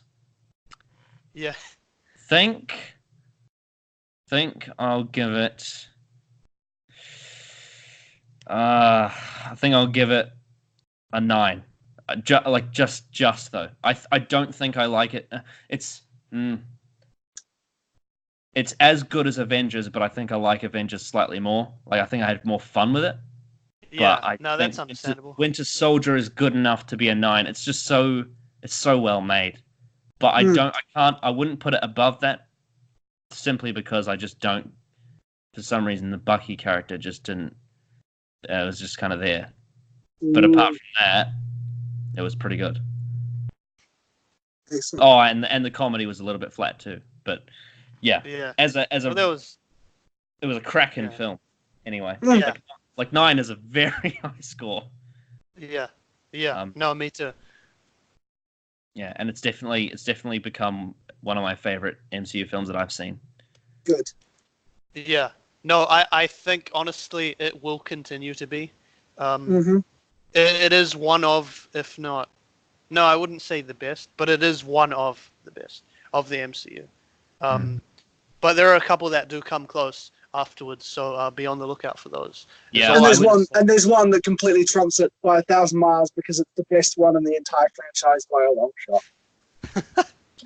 Well, I'll be interested to see which one that is. I think I know what it might be, but we'll find out. It's probably not the one you're thinking. Well, I'm only thinking of 2, so it's one of those 2. But I guess we'll have to wait and find out which one. Yes. I know which one Callum's favorite is, but I don't think you were there for that because he said. I'll turn my camera off so you can't get a physical reaction. But what's Callum's favorite? Oh no, hang on. Callum's favorite is Infinity War. Okay, interesting. He was talking about his top 5 films ever. I think he said like Spider-Man 2, Dark Knight, Infinity War with 3 of them. Fair Jeez, enough. I thought you were going to say Dark World. I was like, what? No, not Dark World. No. But it's just kind of a shame that he wasn't on this one because I know he loves Winter Soldier as well. But yeah, no, it's a 9 out of 10 for me. Solid 9. Yeah, pretty great film. But next time, obviously, it's going to be Guardians of the Galaxy. Which should be fun. Should be really fun. Is it? I don't know. Well, I haven't seen it, so I don't know. Well, neither do I. No, tomorrow. Yeah. Wait, neither do you, Adam. I don't know. I don't know what I think about Guardians. We'll have to wait and see. Oh, okay. I see what you're saying here. Yeah, he was, you know. But it's not my favorite, by the way, if that's what you're wondering. We Guardians 2. The best film of all time. The one with the Batista is really, really funny. Well, you have to wait and see, won't you? It might be. It very well could be. I am excited for Guardians just because I enjoyed them a lot in Infinity War, so I think that'll be fun. Yes. All Yeah. right. That's a fair. This will. fair What were you I gonna say, wanna. Anthony? I wanna jump in. This will probably be my last one as well. Which one? Ah! Guardians. Because I'm going away tomorrow, so I won't be able to join in next time on the okay. on the Oh, yeah. discussion. Oh yeah, because panel. you'll be in a different time zone, won't you? Yeah. And are you going away until Endgame, right? Yeah, I come back on the 27th, so Endgame will be out for 2 days. So I'm deleting all media from my phone too. Okay. Well, it's been nice having you on, Anthony. You've filled in, well, you gave your your Iron Man 3 thingy that you wanted, Hey. and I punished you by forcing you to do Thor: The Dark World. Thanks. No, it was a meme. No, it's been real cool. I've always kind of wanted. I still can't believe you gave it a 2 out of 10. Like it's so It's savage. shit. What do you want? It's horrible. I hated it.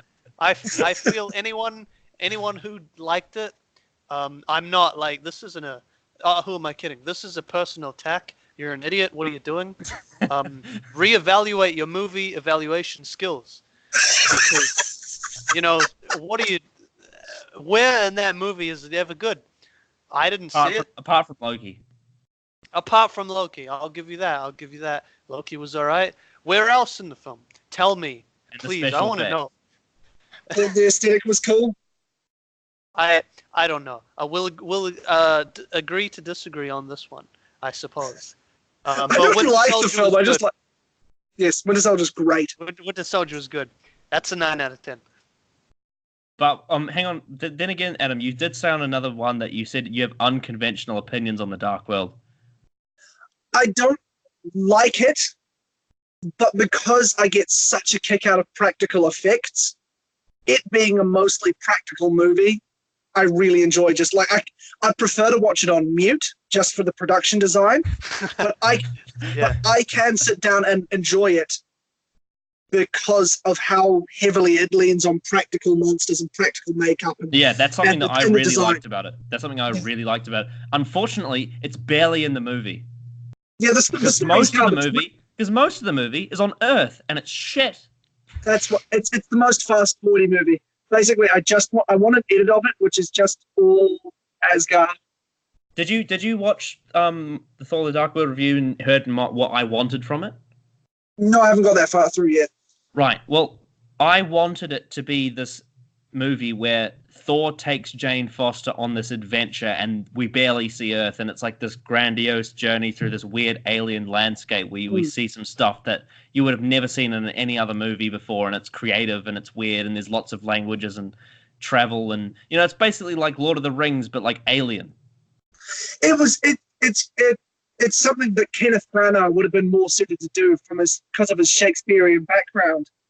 Like if you watched his Shakespeare dramas that he's done, Henry V and Hamlet, two other films I'd give 10 out of 10 to, by the way. His directing style would suit that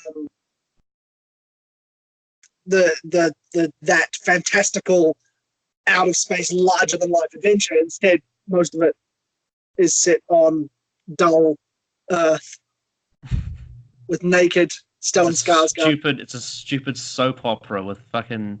Ugh. It's horrible. I want more Lady Sif. Get rid of Jane Foster. Give me just an entire movie about Lady Sif. Is it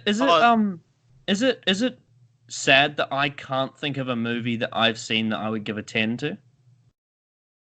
No, it just means you're like more critical than other people, which is fine as well. Like, because off the top of my head, when someone says what are my favorite movies of all time, the two that pop to my mind straight away are Inception and Empire Strikes Back, and I wouldn't give either of those a 10. I would give those a 9.5 each. I've only got a very select few. There's because I have certain sub reasons for ranking things that pile up. So there's characters, there's story, there's plot structure, And then there's the unconventional stuff. It's author's intent versus execution. There's a whole number of factors in my mind. And when someone gets a check in pretty much every box in there, they're like, it's a 10 because it fulfilled so much of what I wanted to see, as well as the criteria itself that it put forward. I like to meet it halfway. And that's when I give movies 10, is because I think because no movie is perfect, but it's as perfect as it's going to ever be.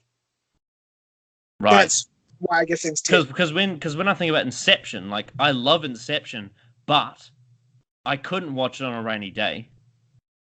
I have to be focusing to watch it. If I'm watching it, like, if I'm watching it on a day where I'm not focusing, I'm not going to enjoy it. I think that... And then, like, Empire Strikes Back, I've loved since I was a kid, but there's still, like, parts in that movie that just don't work. Yeah. I think that sounds like you probably have... You're unaware, but you have these kind of sub coordination, like, I can't watch it when this, or if this, I can. Well, to contrast that, there are episodes, there's plenty of episodes of TV I could give a 10 to, but that's because it's like 25 minutes, and it's more contained. Whereas a 2-hour movie, it's a 10 out of 10 2-hour movie is hard. Like, it's it's a big There's a lot of thing. things to get correct in that, Yeah. Yeah, but, maybe I'm just a bastard. So Not when necessarily, because the thing is, everyone has different criteria in their brain. Yeah. But, so it doesn't... but basically, because I'm explaining that, the fact that I give Winter Soldier a 9, that's a large compliment. Yeah, exactly. I think my favorite films are 9.5, so there you go. So it's up there, yeah. I think if you ever doubt yourself on your reviewing ability, just remember Armand White. Oh God. You ever heard of Armand White, Adam? Oh, was he the guy who was hired to have quotes on posters? I'm not sure. He's this dude, right? Like, his introduction is he's so contradictory. His last name is White, but he's a black guy. Oh, that's stupid. But if he hates a movie, it means it's good, and if he loves a movie, it means it's bad. Great. Like, he thinks that what was it? He thinks that X-Men 3 is better than The Dark Knight. I've just looked him up. He doesn't look like a real person. He looks so Tyler Perry, the guy who does the Medea films? He basically, it looks like one of his creations where it looks like Tyler Perry has put prosthetics on to look like a fake person to give reviews. Yes. And on that bombshell, I think I'll stop the recording so that the audience can end the video if they've been waiting around. Thanks for joining us for the Winter Soldier review. Next time it's Gun in the Galaxy. See you next time. Peace.